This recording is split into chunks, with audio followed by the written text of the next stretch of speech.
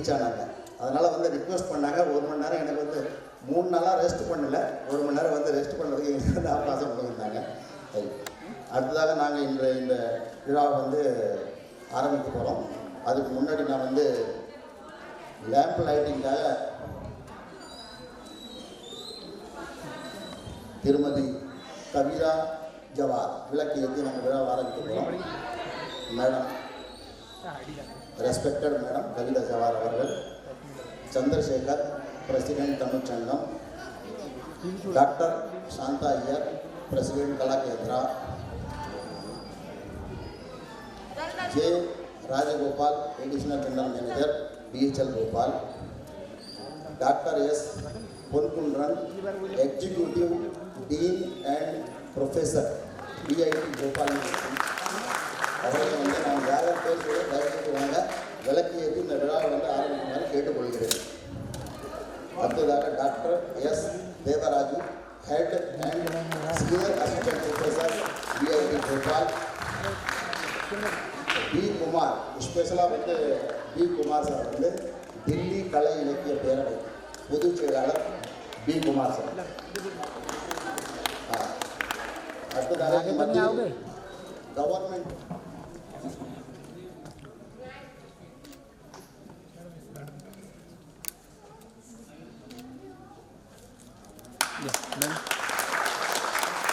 Sir थोड़ा close आ जाइए सब लोग, आ जाइए सर क्लोज आ जाइए.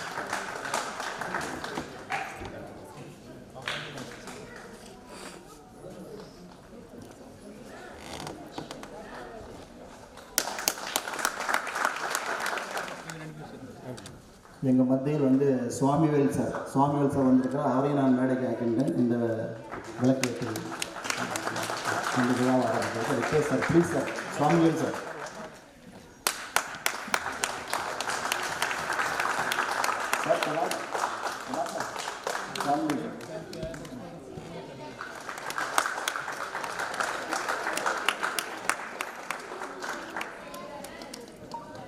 सर थोड़ा क्लोज आ जाइए.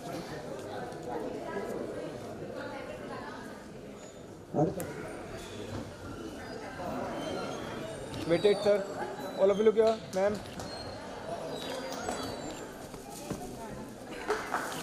Ma'am look here. Ma'am AC. Ma'am एक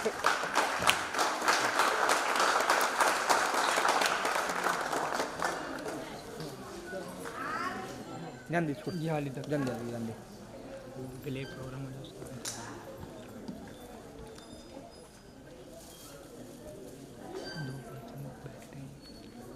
सर इधर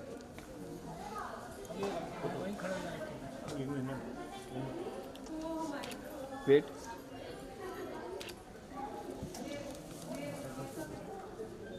அடுத்ததாக தமிழ் தாழ்வாக்கு.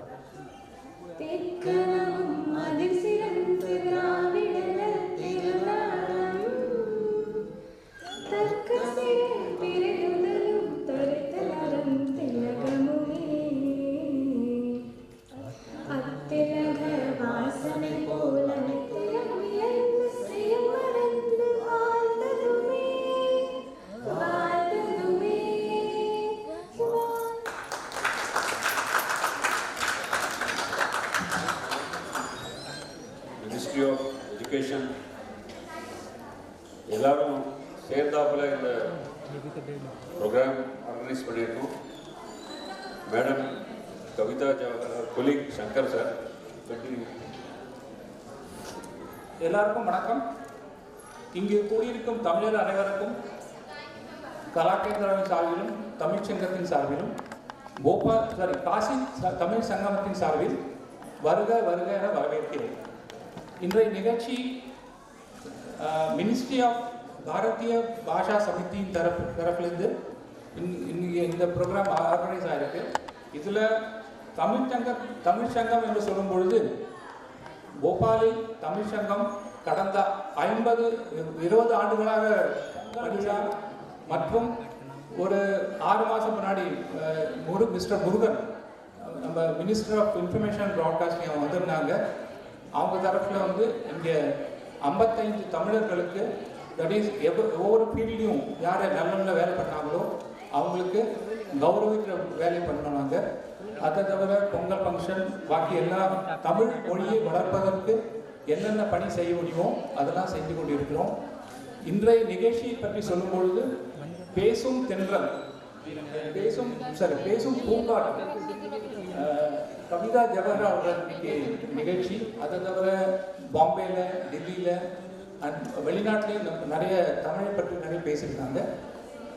அவங்க முன்னாடி தமிழில் பேசுறது எனக்கு கஷ்டமாக தான் இருக்குது. பட் ஸ்டில் தமிழில் பேசணும் அப்படிங்கிற ஆசைனால் தமிழில் பேசியிருக்கேன். இதில் வந்து இன்றைக்கி தலைப்பு மிக முக்கியமான தலைப்பு, தட் இஸ் அகஸ்தியர். அகஸ்தியர் என்று சொல்லும் பொழுது அவர் தான் தமிழுக்கு இலக்கணம் வகுத்தவர். அதாவது தமிழுக்கு கிராமர் சொல்கிறோம்ல, அதை வந்து அகஸ்தியர் தான் பண்ணார். அவரோட அசிஸ்டன்ட் அவரோட டிசிபிள் தான் தொல்காப்பியர். அவர் தமிழில் நிறைய நூல் நிறைய புக்ஸ் எழுதியிருக்காரு. அகத்திய வெண்பா, அகத்திய வைத்திய பொம்மி, அகத்திய வைத்திய ரத்னகரம், அகத்திய வைத்திய கண்ணாடி, அகத்திய வைத்தியம் 1500, அகத்திய வைத்திய சிந்தாமணி, இன்னும் நிறைய புக்ஸாக எழுதியிருக்காங்க. இதை பற்றி டீட்டெயிலாக மேடம் நம்ம அவங்களோட சொற்பொழிவு டெஃபினட்டாக பேசுவாங்க. ஸோ இந்த நிகழ்ச்சியை தொடங்குவதற்காக சுப்பிரமணியம் சார் அவரை மேடைக்கு நினைக்கிறேன். பாக்கி ஜோதி சொல்லணுமா சொல்லுவோம் ப்ளீஸ். அடுத்ததாக நாங்கள் விழாவை வந்து ஆரம்பிக்க போகிறோம். அதுக்கு முன்னாடி எங்கள் டிக்னிட்டிஸ் இந்த ஃபங்க்ஷனில் யாராவது வந்திருக்காங்களோ அவங்கள திரும்ப நான் மேடைக்கு வந்து அழைக்கின்றேன். Doctor S Ponkunran, executive dean and professor VIT Bhopal. Please வாங்க சார் மேடைக்கு.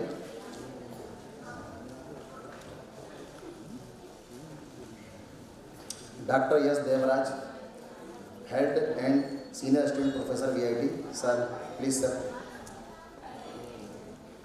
Doctor Shanta Iyer, president Kala Kendra. J Rajagopal, additional general manager DHL Bhopal, please sir. Swamivel sir वांग सर मैडम के वांग. बस विड़ा आरम्भिक போறோம். இந்த நிகழ்ச்சிக்கு விஐடியில் ஒரு காலேஜ் இருக்குது, வெள்ளூர் இன்ஸ்டியூட் ஆஃப் டெக்னாலஜி அமைச்சிருக்காங்க. தமிழ்ச்சங்கத்தின் சார்பாக அவருக்கு எங்களது மனநிலை நன்றி தெரிவித்துக் கொள்கிறோம். அதை தவிர இந்த நிகழ்ச்சி மிக அருமையாக ஆர்கனைஸ் பண்ணுறதுக்கு வந்து மிஸ்டர் முகுந்தன் சார், டெல்லி தமிழ்ச்சங்கத்தினோட செயலாளர், அவர் இன்னைக்கு வரல. அவர் அதை தவிர மிஸ்டர் குமார் சார் அவர் இன்னைக்கு வந்திருக்காரு. அவருக்கும் தமிழ்ச்சங்கத்தின் சார்பில் எங்கள் மனமார்ந்த நன்றியை தெரிவித்துக் கொள்கிறோம்.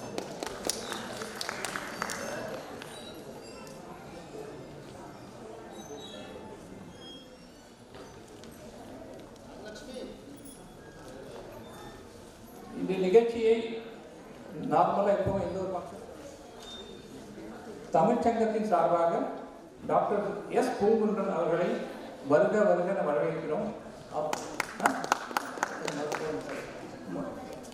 மேடம் கவிதா ஜவஹர் மேடம் அவங்கள வந்து இவ்வளோ தூரம் வந்து எங்களுக்கு தமிழ் ஞானத்தை கொடுத்துட்டு வந்திருக்காங்க. அவர்களை வரவேற்பதற்காக அமல் கலாகேந்திராவின் பிரசிடென்ட் டாக்டர் சாந்தா ஐயர் வர சொல்லுங்க. ஒரு நிமிஷம் ப்ளீஸ் வெயிட்.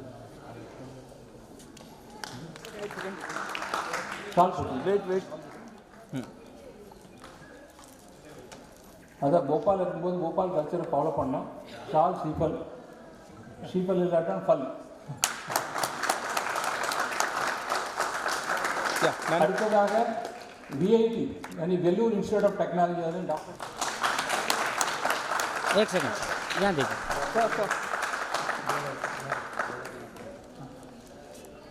அதே இந்த VIT college Vellore institute of technology அங்கேருந்து மிஸ்டர் எஸ் தேவராஜன் சார் வந்திருக்காரு. அவர் இந்த சங்கர் மிஸ்ரா மீட் பண்ணுறதுக்கும் இன்றைக்கி இவ்வளோ மக்கள் அந்த ஹாஸ்டல்லேருந்து வரதுக்கு முக்கியமான காரணம் அவர் தான்.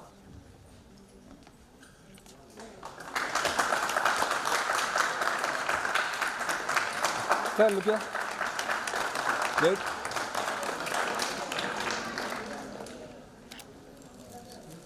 आज का इस कार्यक्रम को देखने और कला केंद्र का मिस्टर नागराजन सर, उनको 2 मिनट के लिए स्टेज में आने के.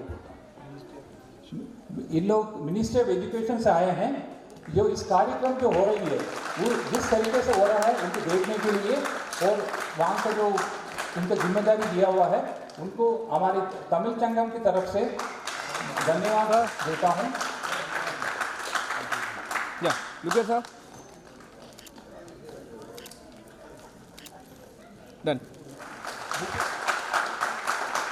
Good. Yeah. Sir, आप थोड़ा सा बुक नीचे ले लीजिए. Done.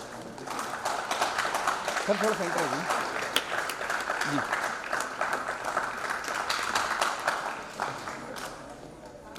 Done. டில்லி இலக்கிய பேரவையிலிருந்து குமார் சார் வந்திருக்காரு.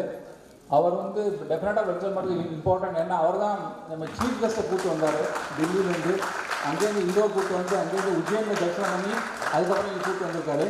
அவர் தமிழ் பாரதி பாஷா சமிதி வழங்கும் மகரிஷி அகத்தியர் தமிழ் மொழிக்கு ஆற்றிய பங்களிப்பு பற்றிய சிறப்பு சொற்பொழிவு ஆற்ற நம்மிடையே வந்திருக்கும் பேசும் பூங்காற்று உங்கள் கவிதா ஜவஹர் பலத்த கருவுகள். உண்மையிலே கவிதா ஜவஹர் வந்து தொலைக்காட்சி புகழ் தான், எல்லாத்தையுமே இருக்கிறார்.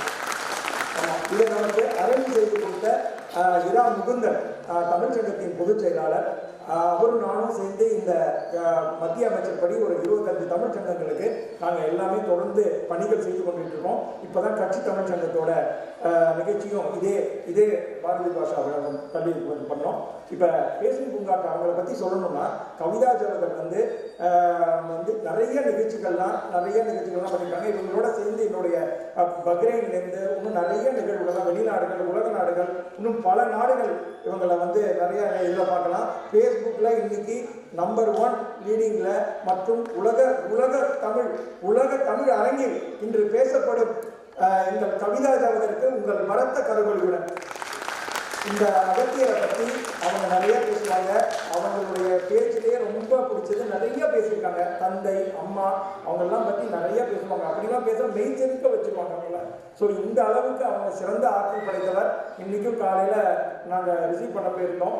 வந்து ரொம்ப களைப்பின் ரொம்ப இதில் இருக்காங்க, டயர்ட் இருந்தாலும் இந்த மக்களை சந்திக்க வேண்டும் என்ற ஒரே நோக்கில் இந்த நிகழ்ச்சிக்காக வந்திருக்கும் அவர்களை வருக என்று வரவேற்று அவருடைய சிறப்பு சொற்பொழிவை ஆற்ற உங்களுடன் நானும் காத்துக் கொண்டிருக்கிறேன். நன்றி, வணக்கம்.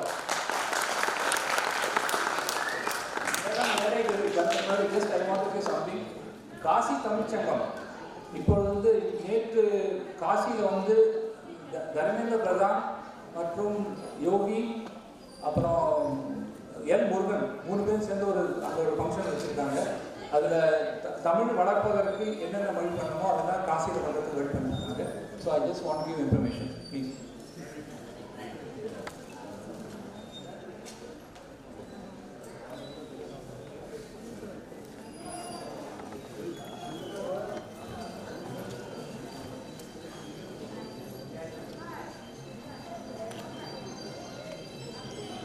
ஊருக்கு நல்லது சொல்வேன், எனக்கு உண்மை தெரிந்தது சொல்வேன்.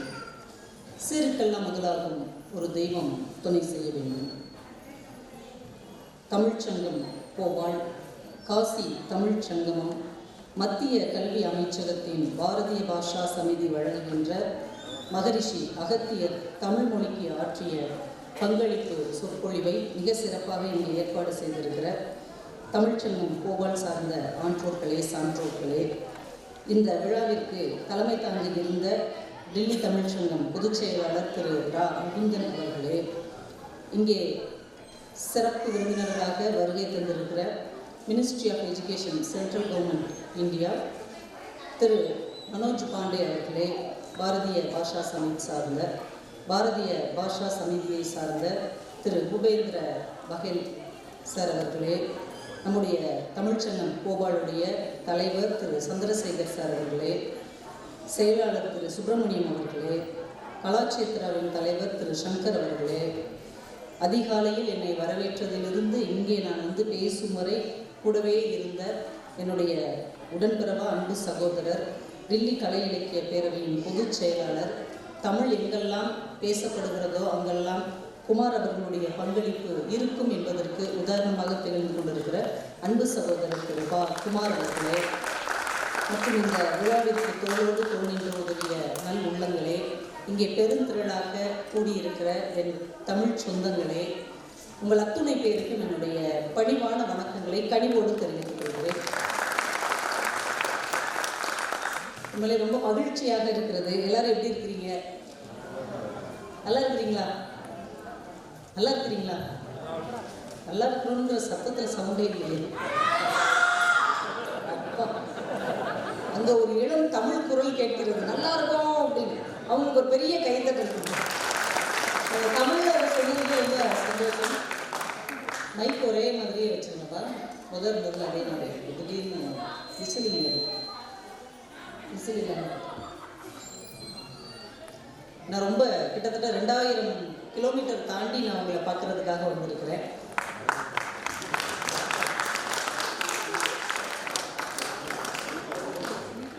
சென்னையிலேருந்து பூனே வந்து, பூனேலேருந்து இந்தோர் வந்து, அங்கேருந்து குமார் சார், அவங்க மனைவி, அவங்களுடைய குடும்ப உறவினர்கள் எல்லாம் வந்து வரவேற்று, அங்கேருந்து நாங்கள் உஜ்ஜயினி போய் அங்கேருந்து போபால் வந்து சேர 4 மணி கிட்டத்தட்ட ஆயிடுச்சு.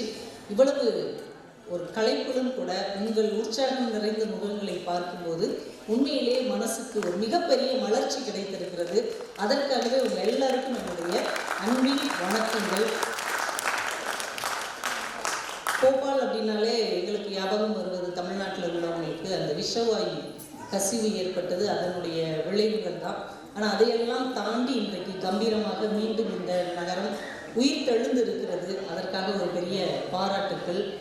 போபால் வந்து பழைய தொன்மையான அழகான கட்டிடங்களின் நகரம், ஏரிகளின் நகரம், இந்த மத்திய பிரதேசத்தின் தலைநகராக இருக்கக்கூடிய ஒரு அழகான ஊர்.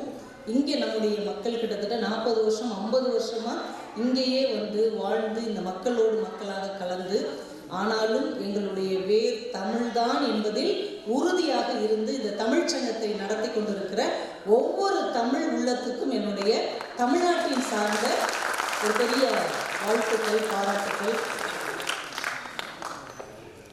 வடநாட்டிலிருந்து தென்னாட்டுக்கு வந்தவர் அகத்தியர் அப்படின்னு சொல்லுவாங்க.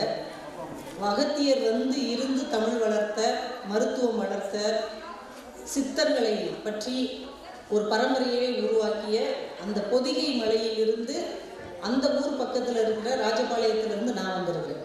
வடக்கிருந்து அகத்தியர் தெற்க வந்தார். அவர் இருந்த இடத்துலேருந்து தெற்கிருந்து வடக்க நான் வந்திருக்கிறேன். இந்த பயணம் என்பது ஏதோ ஒரு நேர்கோட்டு புள்ளியில் இணைந்திருக்கிறது என்றால் அதற்கு அடித்தளமாக இருப்பது நம்முடைய தாய்மொழியாகிய தமிழ்தான் என்பதில் நாம் எல்லாருமே பெருமைப்பட்டுக் கொள்ளலாம்.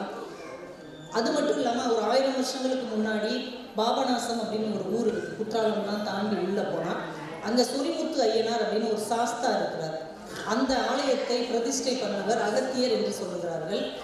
அந்த சொரிமுத்து ஐயனார் தான் எங்களுடைய குலதெய்வம் கோவில். அகத்தியர் பிரதிஷ்டை செய்த ஒரு தெய்வத்தை வழிபாடு செய்கிற ஒரு குடும்பத்திலிருந்து நான் வந்திருக்கிறேன். அப்படிங்கும்போது இன்னும் இந்த தலைப்பு எனக்கு ரொம்ப ஒரு மெய் சிலிர்ப்பை ஏற்படுத்துகிறது.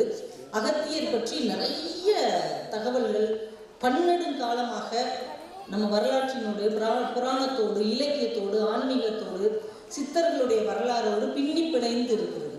காலம் காலமாக அகத்தியர் வாழ்ந்துக்கிட்டே இருக்கிறார். எப்படி அவ்வை எல்லா காலத்திலையும் இருந்தாங்களோ அது மாதிரி அகத்தியரும் எல்லா காலத்திலையும் இருந்திருக்கிறார். அவர் சிவபெருமானுக்கு நண்பராக இருந்திருக்கிறார். முருகனிடத்தில் தமிழ் உபதேசம் பெற்றிருக்கிறார். தமிழ் இலக்கணமாகிய அகத்தியம் அப்படிங்கிற ஒரு நூல் எழுதியிருக்கிறார். நிறைய சித்த மருத்துவர்களை உருவாக்கி இருக்கிறார். சித்தர் பரம்பரையின் தலைவராக இருந்திருக்கிறார். எல்லா தமிழ் சங்கத்துக்கும் தலைவராக இருந்திருக்கிறார். அங்கிங்கனாதபடி எங்கெங்கும் அகத்தியருக்கென்று ஒரு புராண கதைகள் நம்ம ஊரில் பேசப்பட்டு வருகிறது, நிறைய எழுதப்பட்டிருக்கிறது. ஆனால் இன்றைக்கு நாம் பேச வந்திருப்பது அந்த அகத்தியரையும் நம்மையும் ஒன்று சேர்த்திருக்கிற ஒரு தங்கக்கயிறு, தமிழ் என்கின்ற தங்கக்கயிறு. இந்த தமிழ் எவ்வளோ ஆச்சரியமான விஷயம். நீங்கள் எத்தனையோ வருஷத்துக்கு முன்னாடி நீங்கள் இங்கே வந்து செட்டில் ஆகிட்டீங்க. நான் எங்கேயோ தமிழ்நாட்டின் ஒரு ஓரத்தில் தென்னாட்டில் ராஜபாளையம் அப்படிங்கிற ஊர்லேருந்து நான் வந்திருக்கிறேன். உங்களுக்கும் எனக்கும் என்ன சம்பந்தம்? ஒரு மணி நேரத்துக்கு முன்னாடி வரைக்கும் நான் உங்களை பார்த்ததே கிடையாது. நீங்களும் என்னை நேரில் பார்த்ததே கிடையாது. ஆனாலும் நானும் நீங்களும் பேசுவதற்கும் பழகுவதற்கும், நீங்கள் என்னுடைய உறவு என்று சொல்வதற்கும், நான் உங்கள் சொந்தம் என்று சொல்வதற்கும் நம் இடையில் எந்த தடையுமே இல்லை. அதற்கு காரணம் தமிழ் என்கின்ற ஒரு உறவு, ஒரு கயிறு நம்மை இறுகி பிடித்திருக்கிறது என்றால் அந்த தமிழ் தான் உங்களுக்கும் எனக்கும் ஆதாரமாக இருக்கிறது. நம்முடைய மொழியின் சிறப்பே என்ன தெரியுமா? கொஞ்சம் நம்ம தமிழ் பற்றி பேசிட்டு அப்படி உள்ள போகலாம் இல்லையா? நம்முடைய மொழியுடைய சிறப்பு என்ன அப்படின்னா, எல்லாத்துக்குமே தோற்றம் இருக்கும் இல்லையா? இப்போ இந்த மைக் இருக்குன்னா இது என்னைக்கு உருவாச்சு, மேனுஃபேக்சரிங் டேட் இருக்கும். ஒவ்வொரு மனுஷனுக்கும் டேட் ஆஃப் பர்த் இருக்கும். எல்லா பொருளுக்கும் அது தோன்றின நாள் அப்படின்னு ஒன்று இருக்கும். ஆனால் தமிழ் மொழிக்கு மட்டும்தான் அது என்று தோன்றியதுங்கிற வரலாறே இல்லை. புறப்பொருள் வெண்பா மாலை சொல்லுகிறது, கல் தோன்றி மண் தோன்றா காலத்தே முன் தோன்றிய மூத்த குடி. கல்லும் மண்ணும் தோன்றுவதற்கு முன்னாடியே ஒரு மக்கள் வாழ்ந்திருக்கிறார்கள். அந்த மக்கள் பேசிய மொழி தமிழ் அப்படின்னு அவங்க சொல்றாங்க. நம்ம எட்டயபுரத்து எரிமலை கவிஞன் பாரதிட்ட போய் கேட்கிறோம், நீயாவது கொஞ்சம் புரியுற மாதிரி சொல்ல, இந்த மொழி எப்போ தோன்றி இருக்கும்? பாரதி ரொம்ப யோசிச்சுட்டு சொல்றான், தொன்று நிகழ்ந்தது அனைத்தும் உணர்ந்திடும் சூழ்களை வானர்களும் இவள் என்று பிறந்தவள் என்று அறிய முடியாத இயல்பினலாம் எங்கள் தாய் என்று பாரதி சொல்லுகிறார். இந்த மொழி 3 காலமும் உணர்ந்த முனிவர்கள் இருப்பாங்க இல்லையா, அவங்களால கூட உணர முடியாத தொன்மை நிறைந்த மொழி எங்களுடைய தாய்மொழி என்று பாரதி பதிவு செய்கிறார். சரி, பாரதிதாசன்கிட்ட கேட்போம், இந்த மொழி எப்போதாப்பா தோன்றுச்சு அப்படின்னு கேட்டா பாரதிதாசன் இன்னும் அழகா சொல்றார், இந்த மொழியோட எதெல்லாம் சேர்ந்து பிறந்துச்சுன்னு சொல்றோம், அதை வச்சு நீங்க கண்டுபிடிச்சுக்கோங்க அப்படின்னு. திங்களோடும் செழும்பருதி தன்னோடும் விண்ணோடும் உடுக்களோடும் மங்குள் கடல் இவற்றோடும் பிறந்த தமிழுடன் பிறந்தோம் நாங்கள் என்று பாரதிதாசன் பதிவு செய்கிறார். சூரியன் எப்போ தோன்றுச்சு, அந்த நிலா என்றைக்கு தோன்றியது, வானம் என்றைக்கு தோன்றியது, நட்சத்திரம் என்றைக்கு தோன்றியது, கடல் என்றைக்கு தோன்றியது, அன்றைக்கு தமிழ் தோன்றியது, தமிழோடு சேர்ந்து தமிழர்களாகிய நாங்கள் தோன்றினோம் என்று பாரதிதாசன் பதிவு செய்கிறார். இதெல்லாம் நீங்க கைத்தட்டலாம், தப்பே கிடையாது. நம்ம எளிமையா போயிடுவோம். நம்ம தமிழுடைய அழகு என்ன தெரியுமா? ஓர் எழுத்து ஒரு மொழி அப்படிங்கிறது எந்த மொழியிலும் இல்லாத ஒரு சிறப்பு. ஒரு எழுத்து ஒரு மொழி. ஒரு எழுத்துக்கு எந்த மொழியிலையாவது அர்த்தம் இருக்குமா? ஆனா ஆதான், ஏன்னா ஏதான், எல்லா மொழியிலையும் அதுதான். ஆனா தமிழ்ல மட்டும்தான் ஒரு எழுத்துக்கு ஒரு அர்த்தமே உண்டு. இப்ப நான் உங்ககிட்ட கேட்கிறேன், தமிழ்ல ஒரு எழுத்து மணக்கும், அது என்ன எழுத்து? சத்தமா சொல்லுங்க. பூ. அவங்களுக்கு ஒரு கைத்தட்டல் கொடுங்க. தமிழ்ல ஒரு எழுத்து மணக்கும், பூ. தமிழ்ல ஒரு எழுத்து எரியும், தீ.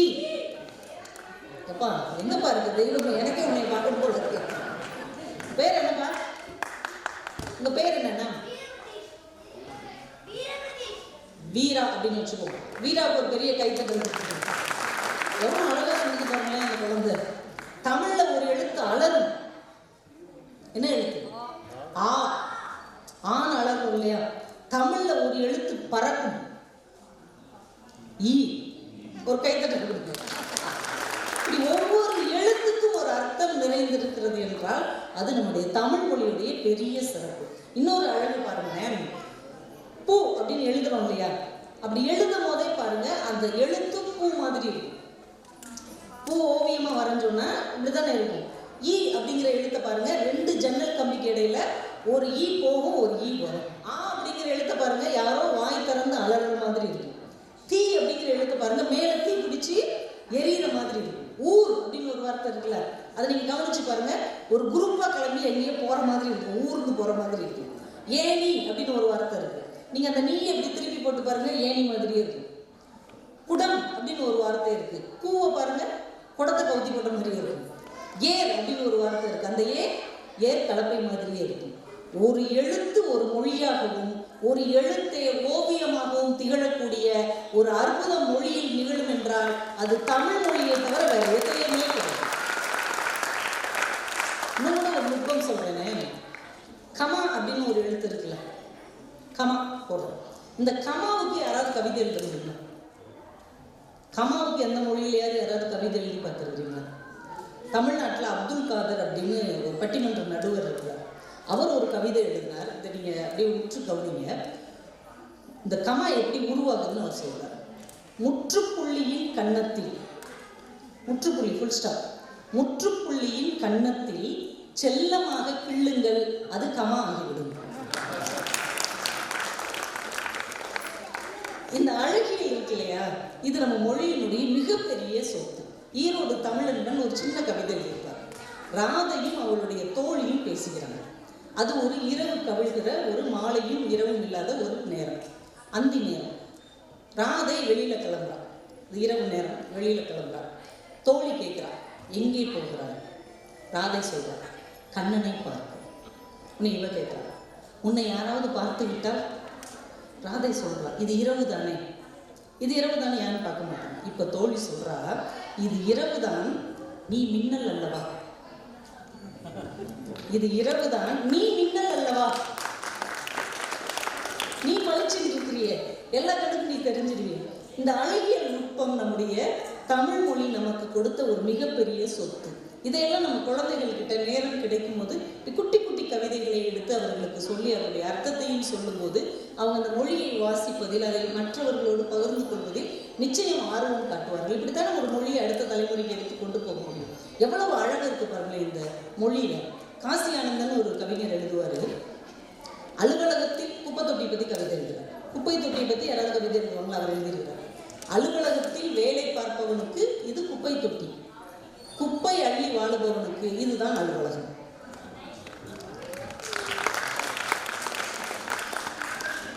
இவ்வளவு ஒரு தொன்மை இருக்கிறது, தொடர்ச்சி இருக்கிறது, புதுமை இருக்கிறது, ட்ரெண்டிங்னு சொல்றாங்க இல்லையா, அதுவும் இருக்கக்கூடிய ஒரு மொழி என்றால் அது நம்முடைய தாய்மொழி தான்.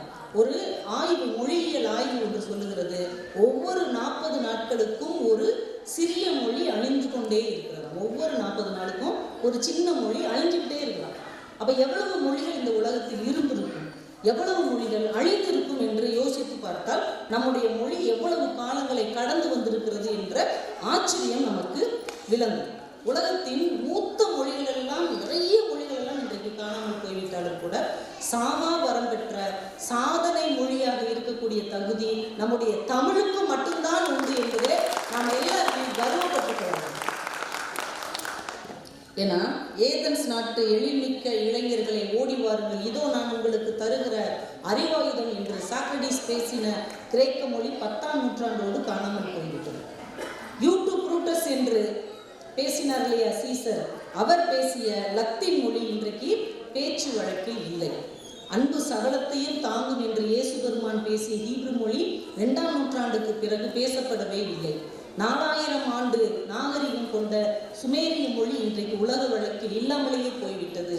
ஆனால் எல்லா காலங்களையும் கடந்து காலத்தின் தோள்களில் அமர்ந்து காலத்தை வென்றிருக்கிற ஒரு மொழி இருக்கிறது என்றால் அது நம்முடைய தாய்மொழியாகிய தமிழ் மொழி தான் என்பதிலே நாம் நிறைய பெருமைப்பட்டுக் கொள்ளக்கூடிய அத்தனை விஷயங்கள் இருக்கிறது.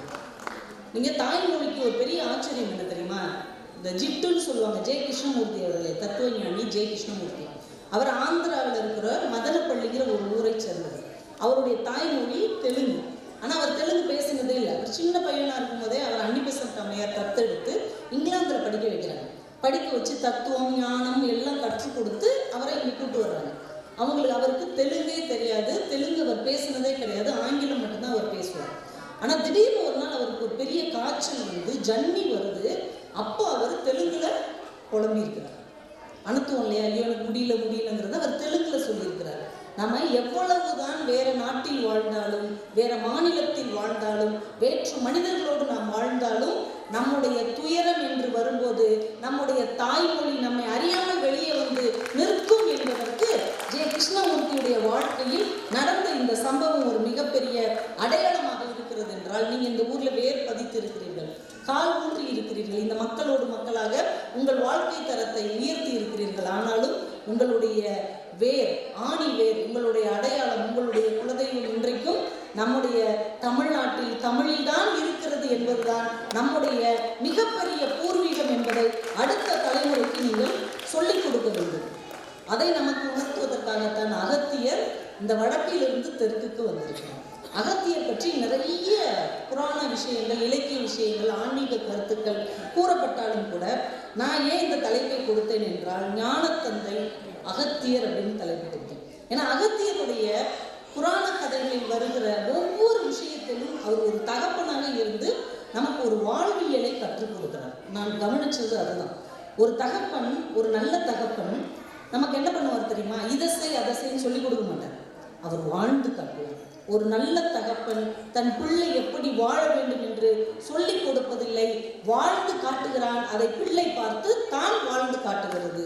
அப்படி ஒரு ஞானத்தை, அப்படி ஒரு தத்துவத்தை தன்னுடைய வாழ்வியல் மூலமாக அகத்தியர் நமக்கு சொல்லிக் கொடுத்து கொண்டே இருக்கிறார். ஒவ்வொன்றிலையும் ஒரு குறியீடு இருப்பதாக நான் உணர்கிறேன். ஏன்னா ஒவ்வொருத்தரும் இந்த தலைப்பை ஒவ்வொரு விதமாக அணுகுகிறார்கள். நான் இந்த தலைப்பை அகத்தியர் நமக்கு குறியீடுகளாக, நமக்கு ஒரு சிம்பாலிக்காக நம்ம எப்படி வாழணும் அப்படின்னு ஒரு தகப்பன் போல இருந்து வழிகாட்டிய சில விஷயங்களை நான் உங்ககிட்ட சொல்கிறேன். யோசிச்சுக்கோங்க, அப்பாலேயே நல்ல அப்பா கெட்ட அப்பாங்கிறது நம்ம ஒரே வார்த்தையில் கண்டுபிடிச்சிடலாம். இப்போ ஆண்கள் இங்கே நிறைய பேர் இருக்கீங்கல்ல, நீங்கள் நல்ல அப்பாவா இல்லை கொஞ்சம் மோசமான அப்பாவாங்கிறதுக்கு ஒரு ஈஸியான ஒரு வழி இருக்குது. இப்போ நீங்கள் வீட்டுக்கு வாசலுக்கு வரும்போது பிள்ளைங்க ஓடி வந்து அப்பா நம்ம காலை கட்டிக்கிட்டாங்கன்னு வைங்க, நீங்கள் நல்ல அப்பா. நீங்கள் வாசலுக்கு வரும்போது ஐயையும் அப்பான்னு வீட்டுக்குள்ளே ஒன்றாங்க வைங்க, நீங்கள் கொஞ்சம் கஷ்டம். ஐயுக்கும் ஐயையோக்கும் இடையில் நம்ம நல்ல அப்பாவா இல்லையாங்கிற ஒரு குறியீடு ஒளிந்துருக்கு. வார்த்தையிலே அவ்வளோ விஷயம் இருக்குது. நீங்கள் பார்த்துருக்கீங்களா? நம்பர் 1க்கும் 1ஆம் நம்பருக்குமே வித்தியாசம் இருக்குது. டக்குன்னு சொல்லும்போது நம்பர் 1 1ஆம் நம்பர் 2 ஒன்று மாதிரி இருக்கும். ஆனால் நீங்கள் பாருங்கள், இவர் தாங்க விளையாட்டில் நம்பர் 1, குணத்தில் நம்பர் 1, படிப்பில் நம்பர் 1. இந்த போகிற மாதிரி தான் வேணா 1ஆம் நம்பர். என்ன இருக்கும்? எல்லா ஐயோக்கியத்தனத்துக்கும் வந்தால் 1ஆம் நம்பர். நம்பர் 1க்கும் 1ஆம் நம்பருக்குமே வித்தியாசம் இருக்கிறது. வாழ்க்கையில் இந்த வித்தியாசங்களை, வேறுபாடுகளை, 2 வார்த்தைக்கு இடையில் இருக்கிற இடைவெளிகளை புரிந்து கொண்டால்தான் இன்றைக்கு இருக்கிற போட்டி உலகத்தில் நம்ம தப்பிக்க முடியும். ஒரே வார்த்தை தான், ஆனால் 2 அர்த்தம் இருக்கும். பார்த்துருக்குறீங்களா நீங்கள்? ஒரு குளத்தங்கரையில் இந்த சின்ன குழந்தைங்க பேசுகிறவங்க வேணால் வெளியில் போக சொல்லுவீங்க, இல்லைன்னா அமைதியாக இருக்க சொல்லுங்கள். அவங்க தான் தொந்தரவாக இருக்கு. அந்த ஒரு குரல் பேசிக்கிட்டே இருப்பாங்க, அப்போ பிடிச்சி அவங்க மட்டும் கொஞ்சம் அமைதியாக இருக்க சொல்லுங்கள். தயவு செய்து அமைதி காக்கும்படி அன்புடன் கேட்டுக்கொள்கிறோம். இடையூறு தராமல் குழந்தைகளை பாதுகாக்கும்படி அன்புடன் கேட்டுக்கொள்கிறோம். அவங்களுக்கு இதான வாய்ப்பு நீங்கள் அவங்க பேசுறது. ஒரு குளத்தங்கரையில் இந்த பக்கத்தில் ஒரு பெரியவர் உட்காந்துருக்கிறார், அந்த பக்கம் ஒரு இளைஞன் உட்காந்துருக்கிறார். பெரியவர் கையில் ஒரு பாக்கெட்டில் பொறி வச்சு போட்டுட்ருக்கிறார், இளைஞன் தூண்டில் போட்டுட்ருக்கார். இப்போ பெரியவர் சொல்கிறார், ஏன் பொறி போடுறீங்க? மீனுன்னா எனக்கு உசுறு. இந்த பையன்கிட்ட கேட்குறாங்க, ஏன் தூண்டில் போடுற? மீனுன்னா எனக்கு உசுறு. 2 ஒரே வார்த்தை தான். ஆனால் பெரியவர் மீனுக்கு உணவு கொடுக்கிறார், இளைஞன் மீனை உணவாக எடுக்கிறான். வார்த்தை ஒன்றுதான், ஆனால் வாழ்வியல் வேறாக இருக்கு. அந்த 2 வார்த்தைக்கு இடையிலே இருக்கக்கூடிய அந்த நுட்பத்தை, அந்த உள் உணர்வை என்றைக்கு நாம் புரிந்து கொள்ள முடிகிறதோ அன்றைக்கு தான் இந்த வாழ்க்கையை நாம் வளவாக வாழ முடியும். நம்ம வார்த்தையிலே பாருங்களேன், நல்ல அப்படிங்கிறதுக்கு என்னங்க அர்த்தம்? நல்லன்னா நல்லன்னு அர்த்தம். அன்னைக்கு அவங்க வீட்டுக்கு நல்ல பாம்பு வந்துருச்சு அப்படின்னா என்ன அர்த்தம்? அது நம்ம கிட்ட அன்பாக பேசிக்கிட்டு இருக்க போது அர்த்தம். எப்படி இருக்கீங்க, நல்லா இருக்கீங்களா, எல்லாரும் நல்ல பாம்புனா விஷமுள்ள பாம்புன்னு அர்த்தம். உண்மை தானே? அன்னைக்கு எங்கள் ஊரில் நல்ல மழை பெஞ்சிச்சு அப்படின்னு என்ன அர்த்தம்? பயங்கரமான மழை பெஞ்சிச்சுன்னு அர்த்தம். இந்த இவனுக்கு நேற்று போலீஸ் ஸ்டேஷனில் நல்ல அடி என்ன அர்த்தம்? மோசமான அடின்னு அர்த்தம். நல்ல அப்படிங்கிற வார்த்தையே நல்லா இல்லாத அர்த்தத்தையும் தருகிறது என்பதை நாம் உணர்ந்து கொள்ள வேண்டும். எவ்வளவு நுட்பம் இருக்கு பாருங்க. ஒரு மொழியை கையாளுவதற்கு பின்னால் நிறைய நுட்பங்கள் இருக்கிறது. அதை நாம் புரிந்து கொண்டோம் என்றாலே இந்த வாழ்க்கை அழகானதாக இருக்கும். ஒரு தகப்பன், ஒரு தந்தை நமக்கு தன்னுடைய வாழ்வியலை எப்படி கற்பித்து கொடுப்பார் தெரியுமா? நமக்கு அந்த அப்பாவை ரொம்ப பிடிச்சிருக்குது, அப்பாவுடைய வாழ்க்கை முறை நமக்கு ரொம்ப பிடிச்சிருக்குன்னா என்ன செய்வோம் தெரியுமா? செருப்பு போட்டு பார்ப்போம், அப்பாவுடைய சட்டை எடுத்து போட்டுக்குவோம், அப்பாவுடைய வாட்ச் எடுத்து மாட்டிக்குவோம். அப்பா இல்லாத போது அப்பாவுடைய சேர்ல போய் உட்காந்து பேசி வாங்கிக்குவோம். ஏன்? என்னுடைய தகப்பன் தான் என்னுடைய முதல் ஹீரோ என்பதை நாம் வார்த்தைகளில் அல்ல, நம்முடைய செயல்களில் உணர்த்துகிறோம். அது மாதிரி அகத்தியர் தன்னுடைய ஒவ்வொரு செயலிலும், தன்னுடைய ஒவ்வொரு அற்புதத்திலும், அவர் புராணங்களில் எந்த இடத்திலெல்லாம் வருகிறாரோ அந்த இடத்திலெல்லாம் ஒரு ஞான தகப்பனாக நின்று நமக்கு வாழ்வியலை கற்றுக் கொடுக்கிறார் என்பதுதான் இன்றைக்கு நான் பேச வந்திருக்கிற தலைப்பாக இருக்கிறது. அகத்தியர் அப்படிங்கிற வார்த்தைக்கு என்ன அர்த்தம் அப்படின்னு பல பேர் பலவிதமாக சொல்லுகிறார்கள். அகத்தில் புனிதத்தை மகத்துவமாக எய்தியவர் என்பதால் அகத்தியர் அப்படின்னு ஒருத்தங்க சொல்றாங்க. அடக்கியவர் என்பதுதான் அகத்தியராக மாறியது. கடலை அடக்கியவர், ராவணனுடைய ஆணவத்தை அடக்கியவர், விந்திய மலையை அடக்கியவர், அரக்கர்களை அடக்கியவர் என்பதால், ஐம்புலன்களை அடக்கியவர் என்பதால் அந்த அடக்கியவர் என்கின்ற வார்த்தை தான் காலப்போக்கில் அகத்தியர் என்று மாறியது என்றும் சில பேர் சொல்றாங்க. அதையும் கடந்து நான் ஒரு விஷயத்தை ரொம்ப நுட்பமாக கவனிக்கிறேன். ஒவ்வொருத்தவங்களும் ஒவ்வொரு விதமா சொல்றாங்க. 33 அகத்தியர் இருந்தாங்கன்றாங்க, 300 அகத்தியர் இருந்தார் அப்படின்லாம் சொல்றாங்க. ஆனாலும் ஒரே ஒரு விஷயத்தை எல்லாரும் ஒத்துக்கிறாங்க, அவர் ஒரு குறுமுனி. நமக்கு குருவாக இருந்த முனி குள்ள முனி. அவர் குள்ளமான ஒரு கூட நம்ம அப்படித்தானே வச்சிருக்கிறோம். அவர் குறுமுனி குள்ளமாகத்தான் இருந்தாருன்னு எல்லா புராணத்திலையும் வரும்போது குள்ளமுனி அப்படிங்கிற ஒரு வார்த்தை பயன்படுத்துகிறது. அப்போ உருவத்தால் அவர் குள்ளமாகத்தான் இருந்திருக்கிறார். குறுமுனி முனிவராகத்தான் இருந்திருக்கிறார். என்னுடைய கேள்வி என்ன அப்படின்னா, சிவபெருமானுக்கு நெருக்கமான நண்பராக இருந்திருக்கிறார். முருகப்பெருமானிடம் தமிழ் உபதேசம் கற்றிருக்கிறார். தமிழுக்கு இலக்கணம் வகுத்து கொடுத்திருக்கிறார். சித்தர்களுக்கு தலைவராக இருந்திருக்கிறார். எல்லா அற்புதங்களையும் அவரால் நிகழ்த்த முடிந்திருக்கிறது. அப்படின்னா தன்னுடைய தோற்றத்தை அவர் ஆஜானு பாகுவாக மாற்றி இருக்கலாம்ல, முடியும் தானே? எவ்வளவோ அற்புதங்களை தன் வாழ்க்கையில் நிகழ்த்திய, மற்றவர்களுடைய வாழ்க்கையில் நிகழ்த்திய அகத்தியர் தான் ஏன் எல்லா காலத்திலேயுமே ஒரு குறு முனிவனாக, ஒரு குள்ள மனிதனாக தன்னை காட்டிக் கொண்டிருக்கிறார்? நம்ம ஊர்ல சரத்குமார் மாதிரி, இல்லைன்னா உங்க ஊர்ல சல்மான் கான் மாதிரி அப்படி ஹைட் அண்ட் வெயிட்டா போல்டா அப்படின்னு வந்து நின்றுக்கலாம்ல.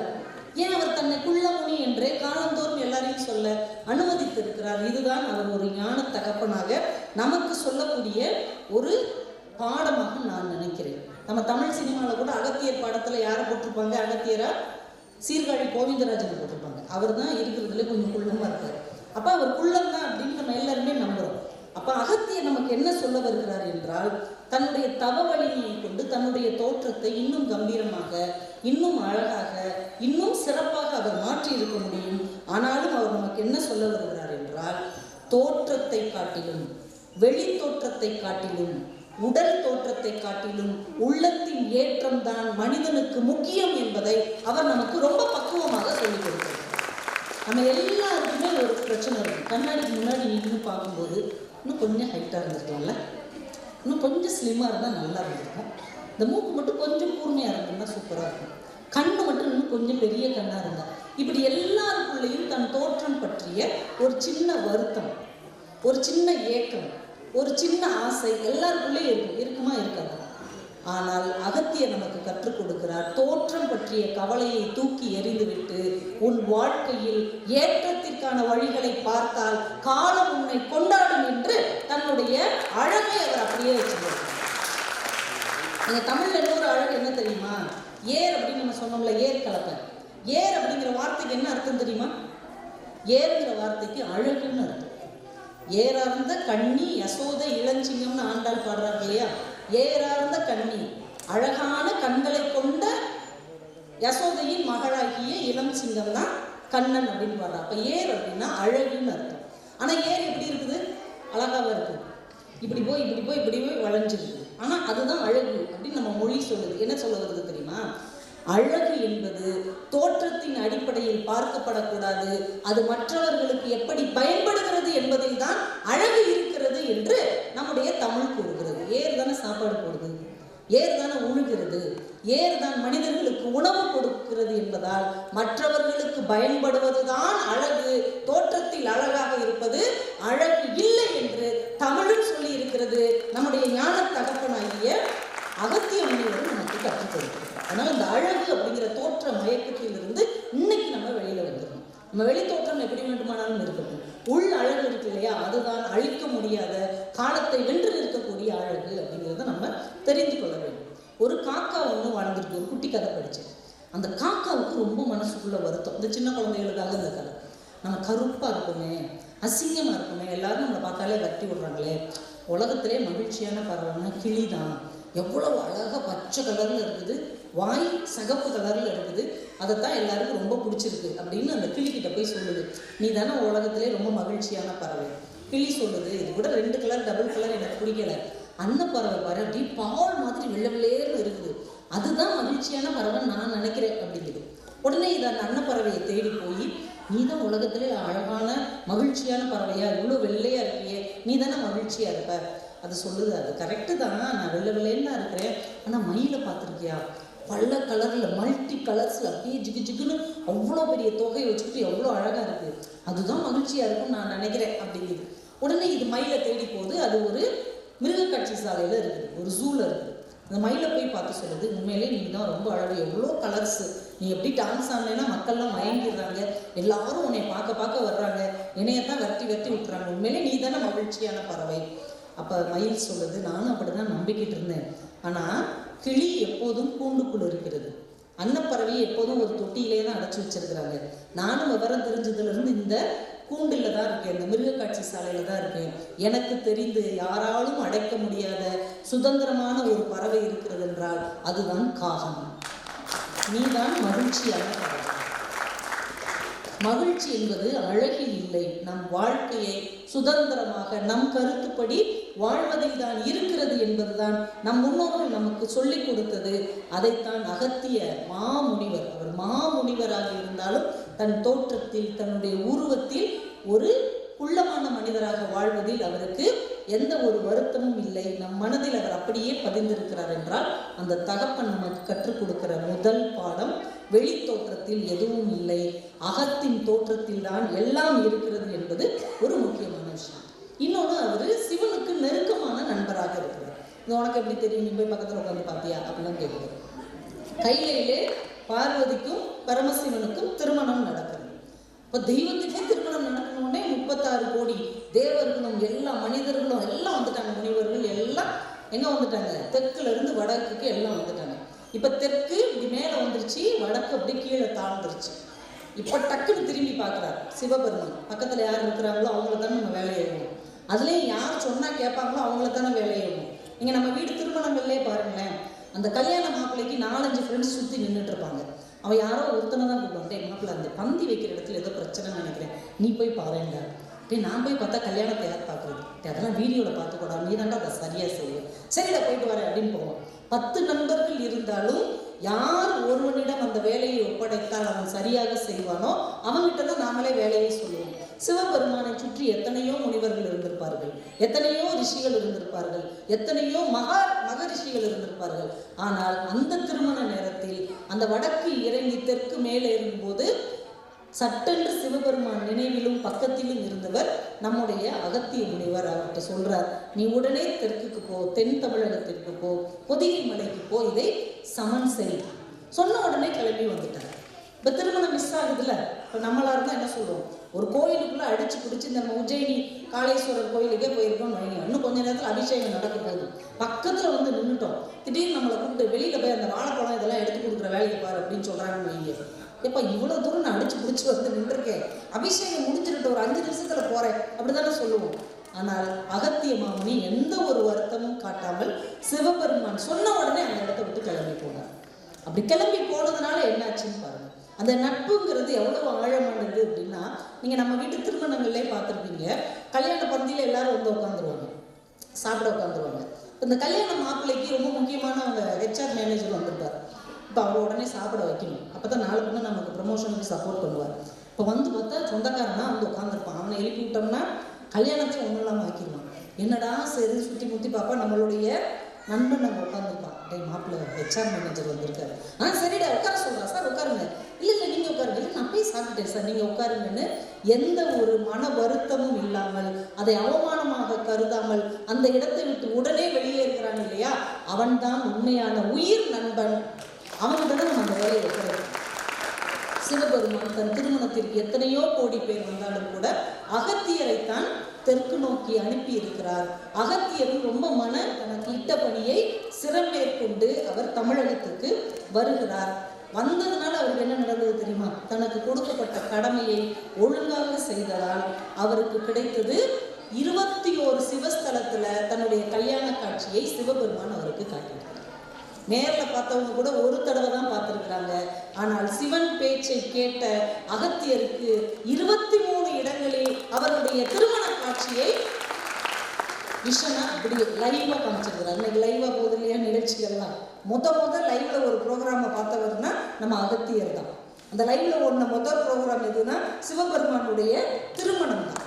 இப்போ அந்த அளவுக்கு தன்னுடைய கடமையை எவன் ஒருவன் அப்படியே உள்வாங்கி எதிர்பார்ப்பு இல்லாமல் செய்கிறானோ அவனுக்கு இறைவன் தேவையானதை அப்படியே தருவான் என்பதை அகத்தியருடைய இந்த செயல் நமக்கு சொல்லாமல் சொல்லுகிறது. இந்த ஒரு வார்த்தை நீங்க யோசிச்சு பாருங்க, கடமையை செய் பலனை எதிர்பாராதே, அப்படி ஒரு வார்த்தை இருக்கு இல்லையா கீதையில. இப்போ இதை கேட்கும் போது அடுத்த தலைமுறை என்ன நினைப்பாங்க, ரொம்ப நல்லா இருக்கு, பிரமாதமா இருக்கு, கடமையை செய்யணும்னா ஆனால் பலனை எதிர்பார்க்க கூடாதான், ஏன்னா பைத்தியக்கார மாதிரி இருக்கு என்னை பார்த்தா அப்படி கேட்பாங்கல்ல இந்த காலத்து பிள்ளைங்க. ஆனால் இதுக்குள்ள உள்ள உட்கருத்து என்ன தெரியுமா, கடமையை நீ கரெக்டாக செஞ்சிட்டேன்னா பலனை நீ எதிர்பார்க்காத, நீ எதிர்பார்க்காத அளவுக்கு இறைவன் உனக்கு தருவான் என்பதுதான் அங்கே சொல்லப்படாத.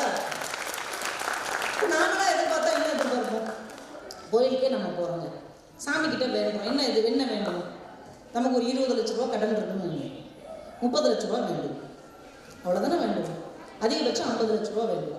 ஆனால் இறைவன் நமக்கு தர நினைப்பது 50 கோடியாக இருந்தால், நம்மளுடைய எதிர்பார்ப்பு குறைவாக இருந்தால், இதைத்தான் கிருஷ்ண பரமாத்மா நமக்கு சொல்லுகிறார். கடமையை செய், பலனை நீ எதிர்பார்க்காதே, நீ எதிர்பார்ப்பதையும் தாண்டி தரக்கூடியவன் இறைவன். ஏனென்றால் இறைவனுடைய கரங்கள் ரொம்ப பெருசு, வேண்டுகிற மனிதனின் கரங்கள் ரொம்ப சிறுசு.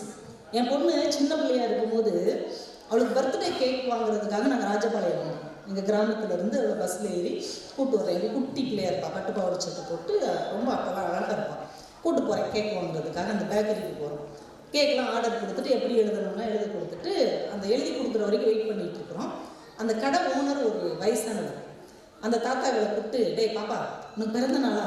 ஆமாம் தாத்தா அப்படிங்குது. இந்தா சாக்லேட் எடுத்துக்கோ அப்படின்னு சொல்லி அங்கே நிறைய பாட்டில்களில் சாக்லேட்டாக இருக்குல்ல, ஒரு இதை காமிச்சுன்னா சாக்லேட் எடுத்துக்கோ உனக்கு பர்த்டே கிஃப்ட்டு. இல்லை வேணாம் தாத்தா அப்படின்னா எனக்கு கொஞ்சம் கெத்தாக இருந்தது. ஏன்னா நம்ம வீட்டு பிள்ளைங்களுக்கு எவ்வளோ வாங்கி கொடுத்தாலும் வெளியே எடுத்துகிட்டு போனால் பேயாக பறந்து நம்ம மானத்தை வாங்குவாங்க. அன்றைக்கி அந்த பிள்ளை ரொம்ப டீசெண்டாக இல்லை தாத்தா வேணான்னு இருந்துச்சு. நான் அனுபவம்ல வீட்டில் 1000 பொருள் வாங்கி கொடுங்களேன், வெளியில் போனோடனே வேற ஒரு பானிபூரியை பார்த்தா கூட கதறுவாங்க. என்னமோ நம்ம ஒன்றுமே வாங்கி கொடுக்காத மாதிரி அவமானமாக இருக்கும். ஆனால் இந்த பிள்ளை ரொம்ப டீசெண்டாக வேணாம் தாத்தா அப்படின்னு எடுத்துக்கோடா தாத்தா சொல்கிறேன்னா அந்த பாட்டில் கொஞ்சம் நகட்டி வச்சார். வேணாம் தாத்தா அப்படின்னுச்சு மறுபடியும். எடுத்துக்கோடனா அந்த மூடியையும் திறந்தார். வேணாம் தாத்தா அப்படின்னுச்சு. எனக்கு ரொம்ப பெருமையாக இருக்குது. என்ன அழகாக நம்ம பிள்ளைய வளர்த்துருக்கோம். கொடுத்தாலும் வேணாம் அந்த பிள்ளை சொல்லுதே அப்படின்னு சொல்லிட்டு மறுபடியும் அவர் கேட்டாருன்னா வாங்கிக்கோன்னு சொல்லுவோன்னு நான் நினச்சிட்டு இருக்கேன். உடனே அவர் என்ன ரொம்ப பண்ணுறேன்னு அவர் கை நிறைய சாக்லேட் அள்ளி இந்தா அப்படின்னாரு. படக்குன்னு இந்த பட்டுப்பாவடையை இப்படி தூக்கி அம்புலேயே வந்துடுச்சு. எனக்குன்னா சின்னிடுச்சு. கேக்கெல்லாம் வாங்கிட்டு வெளியில் வர வந்தார்.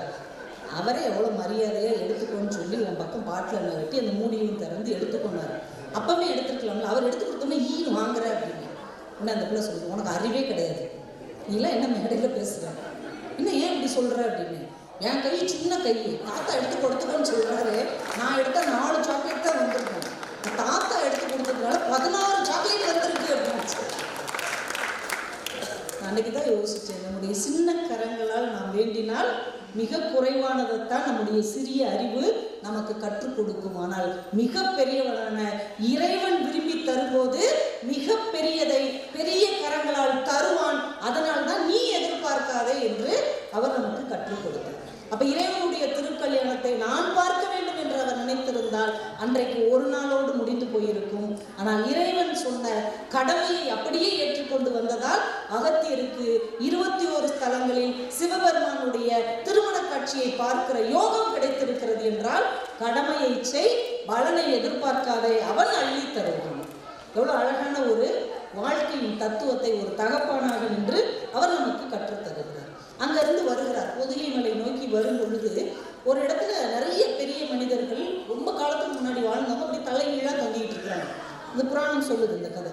உடனே இவர் அதிர்ச்சி அடைஞ்சு, இப்படிலாம் நீங்கள் தொங்கிட்டு இருக்கிறீங்க, நாங்கள் என்னைக்கோ இறந்துட்டோம், சொர்க்கத்துக்கு போக முடியாமல் தவிச்சிட்டு இருக்கோம், எங்கள் பரம்பரையில் வந்த அகத்தியன் தான் திருமணம் செய்து எங்களை சொர்க்கத்துக்கு அனுப்பணும், ஆனால் அவன் முனிவனாக மாறிட்டான். உடனே இவர் அதிர்ச்சி அடைஞ்சு, நான் தான் அகத்தியன், நீங்கள் சொர்க்கத்துக்கு போகணும்னா நான் திருமணம் பண்ணணும் அப்படித்தானே? ஆமாப்பா.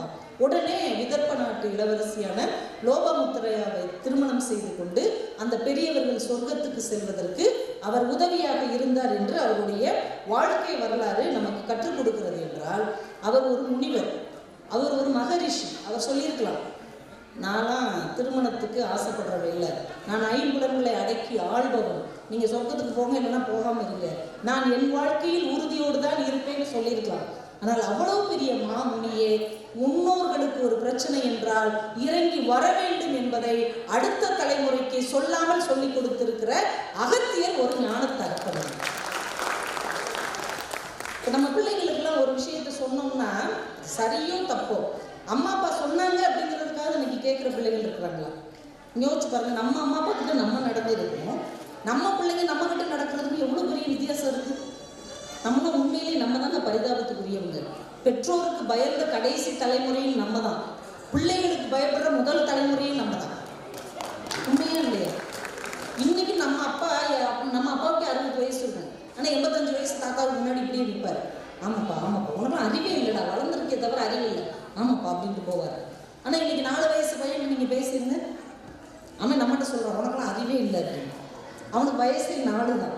அப்போ எந்த அளவுக்கு ஒரு தலைமுறை இடைவெளி பெரியவர்கள் மேல் மரியாதை காட்ட வேண்டும், அவர்கள் என்ன சொன்னாலும் அதை கேட்க வேண்டும் என்கின்ற ஒரு எண்ணத்திலிருந்து விலகி இருக்கிறார்கள். ஆனால் அகத்திய மாமுனி தன் முன்னோர்கள் சொர்க்கம் செல்ல வேண்டும் என்றால், தான் இல்லறத்திற்குள் நுழைய வேண்டும் என்றாலும் கூட அதை செய்ய தயாராக இருந்தார் என்றால், பிறருக்கு நாம் உதவினால் நமக்கு இறைவன் உதவுவான், இறங்கி வருவான், நண்பனாக இருப்பான் என்பதுதான் அகத்தியர் நமக்கு கற்றுக் கொடுக்கிற ஒரு அழகான வாழ்வியல் பாடம். ஒரு ஊர்ல ஒரு இளைஞன் இருந்திருக்கிறான். அந்த நாட்டு அரசரை பார்க்கணும்னு அவனுக்கு ரொம்ப ஆசை. அரசரை பார்க்கணும் அப்படின்னு நிறைய பேர் ஆசைப்படுறாங்க. அரசன் இருக்கிற ஊருக்கு தேடி போறான். கூட்டம் பெரிய கியூ நிக்குது. இவன் பார்க்குறான், நம்மளால இப்போக்குள்ள அரசரை பார்க்க முடியாது, இவ்வளோ பெரிய வரிசை நிற்குதுன்னு பார்க்குறான். நிறைய வயசானவங்க அந்த வரிசையில் நிற்கிறாங்க, இவன் மயங்கி விழுந்துடுறாங்க, தண்ணி இல்லாமல் கஷ்டப்படுறாங்க. இவன் பார்த்தான், அங்கே நிற்கிறவங்களுக்கு இவன் தண்ணி கொடுத்தான். அவங்க ரொம்ப பாராட்டி சொன்னாங்க. சரி, அங்கே உள்ளவங்களுக்கு உதவி செஞ்சான். இப்படி உதவி செய்யறதுல ஆர்வம் வந்து அவன் வாழ்நாள் முழுக்க அடுத்தவங்களுக்கு உதவி செஞ்சுக்கிட்டே இருந்தான். ஒரு 5 வருஷம் 10 வருஷம் ஆச்சு. இவனுடைய புகழ் அப்படியே மெல்ல மெல்ல பரவி அரசன்கிட்டே போயிடுச்சு. ஒரு இளைஞன் எந்த ஒரு எதிர்பார்ப்பும் இல்லாமல், எந்த ஒரு லாப நோக்கமும் இல்லாமல் எல்லாரும் உதவி செய்யறானா, ஏன் ஆட்சியில் இப்படி ஒருத்தர் இருக்கானு அரசர் அவன் பார்க்க வந்துட்டான். இந்த கதை நமக்கு என்ன சொல்லுதுன்னா, அந்த அரசர் தான் இறைவன். நீங்கள் இறைவனை பக்கத்தில் போய் சென்று பார்க்க வேண்டும் என்றால் நிச்சயம் ஒருபோதும் நடக்காது. ஆனால் உங்கள் பக்கத்தில் துயரமுற்று இருப்பவர்களுக்கு நீங்கள் ஓடி சென்று உதவி செய்தால் எங்கேயோ இருக்கிற இறைவன் உங்களை தேடி வருவான் என்பது நம்முடைய சமயம் நமக்கு கற்றுக் கொடுக்கிற ஒரு பெரிய பாடம். இதைத்தான் அகத்தியர் நமக்கு கற்றுக் கொடுக்கிறார். அடுத்தவர்களுக்கு எதிர்பார்ப்பு இல்லாமல் உதவி செய்யும் போது இறைவன் நம்மை நண்பனாக ஏற்றுக்கொள்வான் என்பது அவர் நமக்கு கற்றுக் கொடுக்கிற ஒரு அழகான பாடம். இன்னொரு ஒரு புராண கதை அகத்தியருடைய வாழ்க்கை வரலாற்றில் வருகிறது. அவர் கமண்டலத்துல காவிரி அடைச்சி வச்சிருந்தார் அப்படின்னு ஒரு கதை படிச்சிருக்கிறார். சீர்காழியில சூரபத்மனை வெல்வதற்காக இந்திரன் ஒரு நந்தவனத்தை ஏற்படுத்தி சிவபூஜை செய்து கொண்டிருக்கிறார். அப்ப திடீர்னு மழை இல்லாம போயிடுச்சு. மழை இல்லை, தண்ணி இல்லைன்னு நந்தவனம் அப்படியே வாடிக்கொண்டு இருக்கிறது. இப்ப இந்திரனுக்கு என்ன பண்ணன்னு தெரியல. நாரத மாமுனிவர்கிட்ட கேட்கிறான், இந்த நந்தவனம் செழிப்பதற்கு தண்ணியே இல்லையா, நான் என்ன பண்றது, நீ விநாயகர்கிட்ட வேணா கேளு, எல்லாருக்கும் உதவி செய்கிறவர் விநாயகர் தான். உடனே இந்திரன் விநாயகரை வேண்டான். உடனே விநாயகர், ஒன்றும் கவலைப்படாத, உனக்காக ஒரு நதியை நான் உருவாக்கி தர்றேன் அப்படின்னு நேராக போறாரு. கமண்டலத்தில் காவிரியை அடக்கி இருக்கிற நம்முடைய அகத்திய முனி தவம் செய்து கொண்டிருக்கிறார். காக்கை வடிவில் விநாயக பெருமான் அந்த கமண்டலத்தை தட்டி விட்டுறார். காக்கை தட்டிவிட்டு விரிந்து செல்வதால் அதற்கு காவிரி என்று பெயர் வந்தது. இந்த தண்ணி ஓடுது. இவருக்கு கோபம் வந்துருச்சு. ஒரு காகம் நம்முடைய தவத்தை கெடுக்கிறதான் எந்திரிச்சு காகத்தை விரட்டி அகத்திய ஓடுகிறார். படக்குன்னு அது ஒரு குண்டு பையனா மாதிரி ஓடுது. ஒரு சின்ன பையனா நம்மளுக்கு இவ்வளவு போக்கு காமிச்சிருக்கிறார். ஓடி போய் அவனை பிடிச்சி கொட்டுறதுக்காக போகிறார். விநாயகர் அப்படி விஸ்வரூபம் எடுத்து நிற்கிறார். அதுக்கப்புறம் தான் வந்திருப்பவன் விநாயகன் என்பதை உணர்ந்து, உன்னை போயா கொட்ட போனேன், நீ சிறுவன் என்றால் நினைத்தேன், நான் தான் சிறுவன் என்று தன்னைத்தானே அகத்தியர் கொட்டி கொண்டாராம். அதற்கு பின்னால் அகத்தியர் சொல்லியிருக்கிறார், யாரும் ஆணவம் நீங்கி தன்னைத்தானே உன் கோயிலுக்கு முன்னால் நின்று கொட்டி கொள்ளுகிறார்களோ அவர்கள் வேண்டுகிற வரத்தை வேண்டுகிற விதத்தில் நீ அப்படியே தர வேண்டும் என்று அகத்தியர் நமக்காக வரம் கேட்டிருக்கிறார். இன்னைக்கு நம்ம பிள்ளையார் கோயில தோப்புக்கரணம் போட்டுட்டு என்ன பண்றோம், தலையில கொட்டுறோம்ல. இது யாருக்கிட்ட இருந்து வந்தது? அகத்தியர்கிட்ட இருந்து வந்தது. தான் ஆணவத்தோடு நடந்து கொண்டோமே என்று தன்னை குட்டி கொண்ட அந்த குருமுனி யாரெல்லாம் அப்படி கொட்டுகிறார்களோ அவர்களுக்கு ஆணவம் நீக்கி வாழ்க்கையில் வெற்றியை தர வேண்டும் என்று நமக்காக வேண்டியிருக்கிறார் என்றால், அடுத்தவர்களுக்காக இறங்குகிற நெஞ்சம்தான் வாழ்க்கையில் இறைவனுக்கு பக்கத்தில் இருக்க முடியும் என்பதை எவ்வளவு அழகாக கற்றுக் கொடுக்கிறார். எந்த சூழலிலும் அடுத்தவங்களுக்கு உதவி செய்யணுங்கிற அந்த பண்பு தான். ஆனா இன்னைக்கு மனிதர்கள்ட்ட அப்படி இந்த பண்பு இருக்குதா? மனிதர்கள் இன்னைக்கு எப்படியும் மாறிட்டாங்க, டிசைனா மாறிட்டாங்க. ஏமாத்துறதுக்கு ஒரு பெரிய பிஹெச்டியே நடத்தலாங்கிற அளவுக்கு நம்ம ஊர்ல நிறைய பேர் இருக்கிறாங்க. ஒரு மனிதன் என்ன பண்ணியிருக்கிறான், ஒரு குளக்கரையில் நின்று முகம் பார்க்குற கண்ணாடி இருக்கு இல்லையா, அதை அந்த குளக்கரையில் ஏதோ காமிச்சு பண்ணிகிட்டே இருந்திருக்கிறான். ரொம்ப நேரமே இதை பண்ணிகிட்டே இருந்திருக்கிறான். குளக்கரையில் நின்று இப்படி முகம் பார்க்குற கண்ணாடியே காமிச்சிட்டே இருந்திருக்கான். நம்மளை மாதிரி ஒரு ஆள் பார்த்துட்டே இருந்த ஒரு பக்கத்தில் போய், என்னப்பா பண்ணுற, நூதனமான முறையில் மீன் பிடிச்சிக்கிட்டு இருக்கிறேன் அப்படின்ட்டு இருக்கான். நூதனமான முறையில் மீன் பிடிக்கிறியா? ஆமாம். எப்படி பிடிக்கிற? அதை படி ஒன்று சொல்ல முடியும், ஒரு 1000 ரூபா கூட சொல்கிறேன் அப்படின்ட்டு இருக்கான். 1000 ரூபா கொடுக்குறதா? அதை எப்படி கொடுக்க முடியும்? இதன் மூலமாக நீ எவ்வளோ சம்பாதிக்கிற? இதன் மூலமாக நான் ஒரு 6000 ரூபாயிலிருந்து 10,000 ரூபா டெய்லி சம்பாதிக்கிறேன். 10,000 ரூபா சம்பாதிக்கிறியா? ஆமாம். அப்போ 1000 ரூபா கொடுத்தா பரவாயில்லன்னு படம் இருந்தாலும் எடுத்து கொடுத்துட்டாரு. இங்கே வா, இதே மாதிரி முகம் பார்க்குற கண்ணாடி 10 ரூபாய்க்கு வாங்கிக்கோ. உங்கள் ஊரில் ஏதாவது ஒரு குளம் இருக்குங்களா, அந்த கரையில் போய் நின்றுக்கோ.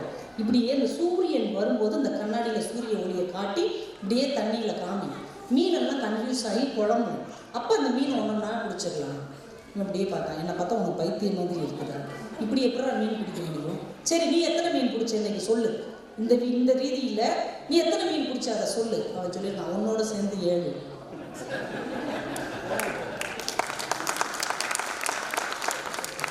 கதை புரியுதா? அவன் மீன் பிடிக்கல, ஆளை பிடிச்சிருக்கான். உன்னோட சேர்த்து 7 மீன் 7000 ரூபாய் சம்பாதிச்சிட்டான். இன்றைக்கு மனிதர்கள் சக மனிதர்களை ஏமாற்றுவதற்காக எந்த உச்சத்திற்கும் போவதற்கு தயாராக இருக்கிறார்கள். ஆனால் தன்னுடைய சின்ன சின்ன செயல்பாட்டின் மூலமாக கூட அடுத்து வருகிற தலைமுறைக்கும் ஒரு நன்மையை செய்ய வேண்டும் என்று நமக்கு கற்றுக் கொடுக்கிற ஒரு நல்ல ஞான தகப்பனாக நம்முடைய அகத்திய மாமுனி இருக்கிறார் என்றால் அது எவ்வளோ பெரிய அழகு. அது மட்டும் இல்லை, அவருக்கு முருகன் கிட்ட சொல்லி தமிழை உபதேசிக்க சிவபெருமான் சொல்லியிருக்கிறார். எவ்வளோ சிறப்பு பாருங்கள். நமக்கெல்லாம் டியூஷனுக்கு பக்கத்து தெருவில் இருக்கிற யாராவது ஒரு டீச்சருக்கு தான் அனுப்புவாங்க. அந்த டீச்சருக்கே நம்மளோட சில நேரம் கம்மியாக தான் தெரியும். நம்ம கூட 2 கேட்டோம்னா பலாரம் 2 அழைச்சி கம்முன்னு அப்படிம்பாங்க. ஆனால் முருகன்கிட்ட போய் அகத்தியர் தமிழ் உபதேசம் கேட்டிருக்கிறார். எல்லா மொழியிலும் கடவுள் உண்டு. ஆனால் ஒரு மொழியே கடவுளாக இருக்கக்கூடிய அழகு நம்முடைய தமிழுக்கு மட்டும்தான் உண்டு. முருகனே தமிழ் தான், தமிழ் தான் முருகன். அதனால தமிழ் கடவுள் முருகன் என்று முருகனுக்கு பேர் இருக்குது. இப்படி ஒரு அழகு எந்த மொழிக்கும் கிடையாது. ஒரு கடவுளின் மொழியாக இருக்கக்கூடியது. அது மட்டும் இல்லை, தமிழ் கடவுள் முருகன் தான் நம்ம கொண்டாடுவோம். நம்ம ஊரில் ஒரு கவிஞர் எழுதினார், முருகா நீ தமிழ் கடவுள் மட்டுமல்ல, எங்கள் தேசிய கடவுள். எப்படி தெரியுமா? தேசிய கொடியில் இருக்கிற அந்த கனல் நிறம் இருக்கிறது இல்லையா, அது உன் தகப்பன் சிவபெருமானுடைய நிறம்.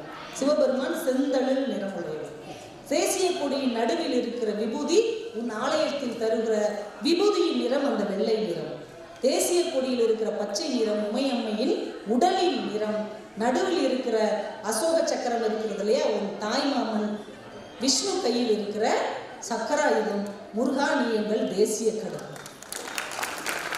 உன்னுடைய வாகனமாகிய மயில்தான் எங்களுக்கு தேசிய பறவை. உன் சகோதரன் ஐயப்பன் வருகிற புலி வாகனம் தான் எங்களுக்கு தேசிய விலங்கு. திருச்செந்தூரில் நீ கையில் ஏந்தி இருக்கிற தாமரை மலர் தான் எங்களுக்கு தேசிய மலர். முருகா நீ எங்கள் தேசிய கடவுள் என்று. எப்படி ஒரு கனெக்ஷன் இருக்கிறது. முருகன் நம்முடைய தமிழர்களுக்கு மட்டும் கடவுள் இல்லை, இந்திய தேசத்திற்கே கடவுளாக அவர் கொண்டு வந்து நிறுத்தினார் என்றால் முருகனை நாம் அந்த அளவுக்கு அழகாக பார்க்கக்கூடிய ஒரு ஆற்றல் இருக்கிறது. அருணகிரிநாதர் முருகனை பற்றி ஒரு பாட்டு எழுதியிருப்பார். நீங்கள் எல்லாருக்குமே ஆன்மீகத்தில் நம்பிக்கை இருக்கிறவங்கிறதுனால அந்த ஒரு பாடல் சொல்கிறேன். இந்த ஒரு பாடலை நீங்கள் கூகுளில் எடுத்து கூட எழுதி பிள்ளைங்களே இதை எப்படியாவது மனப்பாடம் பண்ண வச்சுருங்க. ஒரு பேப்பரில் எழுதி கொடுத்து எந்த பாட்டுமே நீங்கள் சொல்லாட்டாலும் திருப்புகழ் சொல்ல வேணாம், நீங்கள் கந்த சஷ்டி கவசம் சொல்ல வேணாம். அந்த ஒரு பாட்டை மட்டும் நீங்கள் எங்கேயும் கிளம்பும் போது இந்த 4 வரி பாட்டு மட்டும் மனசுக்குள்ளே பதிவு வச்சுக்கோங்க. நாள் என் செய்யும் வினை தான் என் செய்யும், என்னை நாடி வந்த கோளன் செய்யும், கொடும் கூற்றன் செய்யும், குமரேசன் இரு தாளும் சிலம்பும் சதங்கையும் தண்டையும் சண்முகமும் கடம்பும் எனக்கு முன்பு தோன்றினேன். இந்த ஒரு பாட்டு தான். நாள் என் செய்யும். நம்ம இன்னைக்கு செவ்வாய்க்கிழமை நல்லா இல்லை, இன்னைக்கு சனிக்கிழமை நல்லா இல்லைன்னு சொல்கிறோம்ல, அதெல்லாம் கிடையாது. முருகனை மனசில் நினச்சிக்கிட்டிங்கன்னா எந்த நாளும் நம்ம எதுவும் செய்யாது. நாள் என் செய்யும் வினை தான் என் செய்யும். முன்னாடி பிறந்தவனை அன்னைக்கு செஞ்ச வினை இதெல்லாம் சொல்கிறாங்களே, முற்பிறவியின் வினை. முருகனை நினச்சிக்கிட்டிங்கன்னா எந்த வினையும் எதுவும் செய்யாது. கொடும் கூற்றும் ஒன்றும் செய்யாது. நவக்கிரகங்களும் ஒன்றும் செய்யாது. அவனுடைய அனுக்கிரகம் இருந்தால் நவக்கிரகங்களும் அங்கே தோற்று போகும். ஆனால் எது இருக்கணும், எதை நாம் வணங்கணும்? முருகன் முருகேசன் இரு குமரேசன் இரு தாள். நீங்கள் கணக்கு நல்லா போடுறவங்க தானே. குமரேசன் இரு தாள், சிலம்பு சதங்கை தண்டை சண்முகம் தோள் கடம்பு. இது கூட்டிகிட்டே வாங்க. 2 சிலம்பு, 2 தண்டை, 2 தாள், 2 கொலுசு. எத்தனை? 8. 12 தோல், 12 12 8 20. 6 முகம் 26. கடம்பு 1 27. மொத்த நட்சத்திரம் எத்தனை? எல்லாருக்கும் ராசியில் 27. 27 நட்சத்திரத்தை வருகிற எந்த பிரச்சனையும் முருகனின் 27 உறுப்பை வணங்கினால் நமக்கு எதுவும் செய்யாது. ராசி மொத்தம் எத்தனை? 12 கை கொண்ட முருகனை வேண்டினால் இந்த 12 ராசியினால் வர்ற பாதிப்பு நம்ம எதுவும் செய்யாது. இன்னும் கூட நம்ம ஆழமாக பார்த்தோம்னா ஒவ்வொரு நட்சத்திரத்துக்கு 4 பாதம் உண்டு. 1, 2, 3ஆம் பாதம், 4ஆம் பாதம். அப்போ 27 × 4 108. முருகனின் திருமந்திரம், முருகனின் போற்றி, ஆம்புலன்ஸ் நம்பரு எல்லாம் ஒரு கணக்காக வச்சுருக்காங்க. அந்த 108 அடிபட்டா நம்மளை காப்பாற்றும். இந்த 108 நம்மை வாழ்க்கையில் அடிபடாமலேயே காப்பாற்றும். அப்படிப்பட்ட முருகன் தமிழ் கடவுளாக நமக்கு கிடைத்து நம்முடைய குருமுனியாகிய அகத்திய முனிக்கு உபதேசம் செய்திருக்கிறான் என்றால் எவ்வளவு பெரிய அழகு. அதுல இன்னொரு வார்த்தை பாருங்க. அருணகிரிநாதர் பாட்டுல ஒரு இடத்துல சொல்வார், முன் செய்த வினைக்கு துணை முருகா என்னும் திருநாமங்கள்னு சொல்லுவார். முருகா அப்படிங்கிறது சிங்குலரா புளூரலா? சிங்குலர் தான், ஒருமை தான். முருகா அப்படின்னா ஒருத்தன் தானே. ஆனா இவர் எப்படி எழுதுறார்? முருகா என்னும் திருநாமங்கள்னு எழுதுறார். முருகா என்னும் திருநாமம் அப்படின்னு எழுதுனாதான் இலக்கணப்படி சரி. ஆனா திருநாமங்கள் அப்படின்னு அருணகிரிநாதர் எழுதுறார். அவர் இலக்கணம் தெரியாதவரா? ஆனா ஏன் அந்த இடத்துல முருகா என்னும் திருநாமங்கள்னு எழுதினாருன்னு உரையாசிரியர்கள், நம்முடைய தமிழறிஞர்கள் ரொம்ப அழகா அந்த நுட்பத்தை சொல்லுகிறார்கள். முருகா அப்படிங்கிற வார்த்தையை பிரிங்க. மூ என்றால் முகுந்தனாகிய விஷ்ணுவை குறிக்கும். ரூ என்றால் ருத்ரனாகிய சிவபெருமானை குறிக்கும். கா என்றால் கமலத்தில் தோன்றிய பிரம்மாவை குறிக்கும். முருகா என்று சொன்னால் மும்மூர்த்திகளையும் குறிக்கும் என்பதால் முருகா என்னும் திருநாமங்கள் எழுதும். அந்த தமிழ் கடவுள் ஒருவனை நம்ம வேண்டினாலே எல்லா கடவுளையும் வேண்டியதற்கு சமம். அதனால் அந்த ஒரு தெய்வம் தமிழை உபதேசித்ததால் அகத்திய மாமுனிவர் தமிழுக்கே இலக்கணம் எழுதுகிற அளவுக்கு ஆற்றல் பெற்றவராக இருக்கிறார் என்றால் அது நாம் நம்புவதற்கு உரியதாகத்தான் இருக்கிறது. 3 பேருக்கு தான் அவர் உபதேசம் பண்ணினார் அப்படின்னு ஒரு அழகான ஒரு பாடல்ல சொல்றாங்க. முருகன் அந்தாதி பாடல்ல முருகன் 3 பேருக்கு உபதேசம் செய்திருக்கிறார். ஒருவர் யார்? குருமுனியாருக்கும் திருப்புகழ் பண்ணவருக்கும் ஆளாளம் உண்டவருக்கும் உபதேசித்த என் ஆண்டவனே அப்படின்னு அந்த அந்தாதி பாடல் தொடங்குகிறது. அதுல 3 பேருக்கு உபதேசம் செய்கிறார். தேவர்களில் சிறந்த ஒருவர், முனிவர்களில் சிறந்த ஒருவர், மனிதர்களில் சிறந்த ஒருவர். இந்த 3 பேருக்கு முருகர் உபதேசம் செய்திருக்கிறார். தேவர்களில் சிறந்தவர் சிவபெருமான், சிவனுக்கே உபதேசம் செய்தவர் தானே முருகன். முனிவர்களில் சிறந்தவர் அகத்தியர், மனிதர்களில் சிறந்தவர் நம்முடைய அருணகிரிநாதர். இந்த 3 பேருக்கு நான் முருகனே நேரில் தமிழை உபதேசம் செய்திருக்கிறான் என்றால் அதில் முதன்மையாக நிற்கக்கூடியவர் அகத்திய மாமுனிவர் என்பதால் அவரை தமிழ் வளர்த்த அகத்தியராக இன்றைக்கு வடநாட்டிலும் நாம் கொண்டாடி கொண்டிருக்கிறோம் என்றால் அந்த பெருமைக்கு உரிய ஒரு மாமனிதராக அகத்தியர் இன்றைக்கு நம் மனதில் வாழ்ந்து கொண்டு இருக்கிறார். சிவனே சொல்லி அவருடைய செவி குளிர இந்த குருமுனிக்கு அவர் உபதேசம் செய்தார் என்று அருணகிரிநாதரும் தன்னுடைய பாடலில் பதிவு செய்கிறார். இன்னொரு ரொம்ப முக்கியமான விஷயம், நம்ம பழனிக்கு எல்லாரும் காவடி எடுத்து வருவாங்க. நமக்கு தெரியும் இல்லையா, முருகனுக்கு மட்டும்தான் காவடி எடுக்கிற பழக்கம் இன்னும் நம்ம மக்கள்கிட்ட இருக்கு. இந்த காவடி எடுக்கிற வரலாறை நம்ம எடுத்து படிச்சு பார்த்தோம்னா அதுலேயும் அகத்தியர் தான் வர்றார். நம்ம எல்லா பழக்க வழக்கத்துக்கும் பின்னால் புராண கதையை தேடி பார்த்தா எல்லா அகத்தியர் நிற்கிறார். இந்த காவடி எடுக்கிற ஒரு பழக்கம் என்றைக்கு தோன்றியது அப்படின்னு தேடி பார்த்தா அங்கேயும் அகத்திய மாமுனிவருடைய ஒரு வரலாறு தொடர்ந்து வருகிறது. அகத்தியர் பொதிகை மலைக்கு போகணும், போய் தவம் செய்ய போறார். அப்போ கைலை மலையில 2 சின்ன மலைகள் இருக்குதான், உயரமான 2 மலை. சிவசக்தியாவே விளங்கக்கூடிய சிவகிரி, சக்திகிரி அப்படிங்கிற 2 மலை. தன்னுடைய சீடனா இருக்கக்கூடிய இடுப்பன் அப்படிங்கிற ஒரு பெரிய உருவம் கொண்ட ஒருத்தனை கூப்பிடுறாரு அகத்தியர். அந்த 2 மலையையும் நீ எடுத்து பொதிகை மலைக்கு கொண்டு வந்துரு, நான் அங்கதான் இருந்து தவம் செய்யணும் அப்படின்னு. அவ்வளவு பெரிய மலையை அவன் எப்படி தூக்கிட்டு வரான்? 2 மலை. அதனால பிரம்ம தண்டத்தையே அவன் தடியா மாத்தி இந்த ஆனந்தன், கார்கோடன் அப்படிங்கிற பாம்புகள்லாம் இருக்கு இல்லையா, அந்த பாம்புகளே கயிறா கட்டி 2 மலையும் அப்படி காவடி மாதிரி சுமந்துட்டு வர்றான். சுமந்துட்டு வர்ற வழியில தான் திரு ஆவினன்குடி என்று சொல்லக்கூடிய இன்றைய பழனி இருக்குது. அங்க வரும்போது அவனுக்கு கொஞ்சம் டயர்டாயிடுச்சு. அந்த 2 மலையையும் வச்சுட்டு அவன் கொஞ்சம் ஓய்வு எடுத்துட்டு மலையை தூக்க பார்க்குறான், தூக்கவே முடியல. என்னடா இவ்வளவு கனமாயிடுச்சுன்னு பார்த்தா அந்த சிவகிரி மேல ஒரு கோணம் அணிந்த ஒரு சின்ன பையன் நின்றுட்டு இருக்கான். டேய், யாரா நீ இங்கே நிற்கிற? இது என்னுடைய மலை இறங்கி போ அப்படின்னு அவன் சொன்ன உடனே இவன் அவனை அடிக்க போகிறான், அப்படியே மூர்ச்சையாகி விழுகிறான்.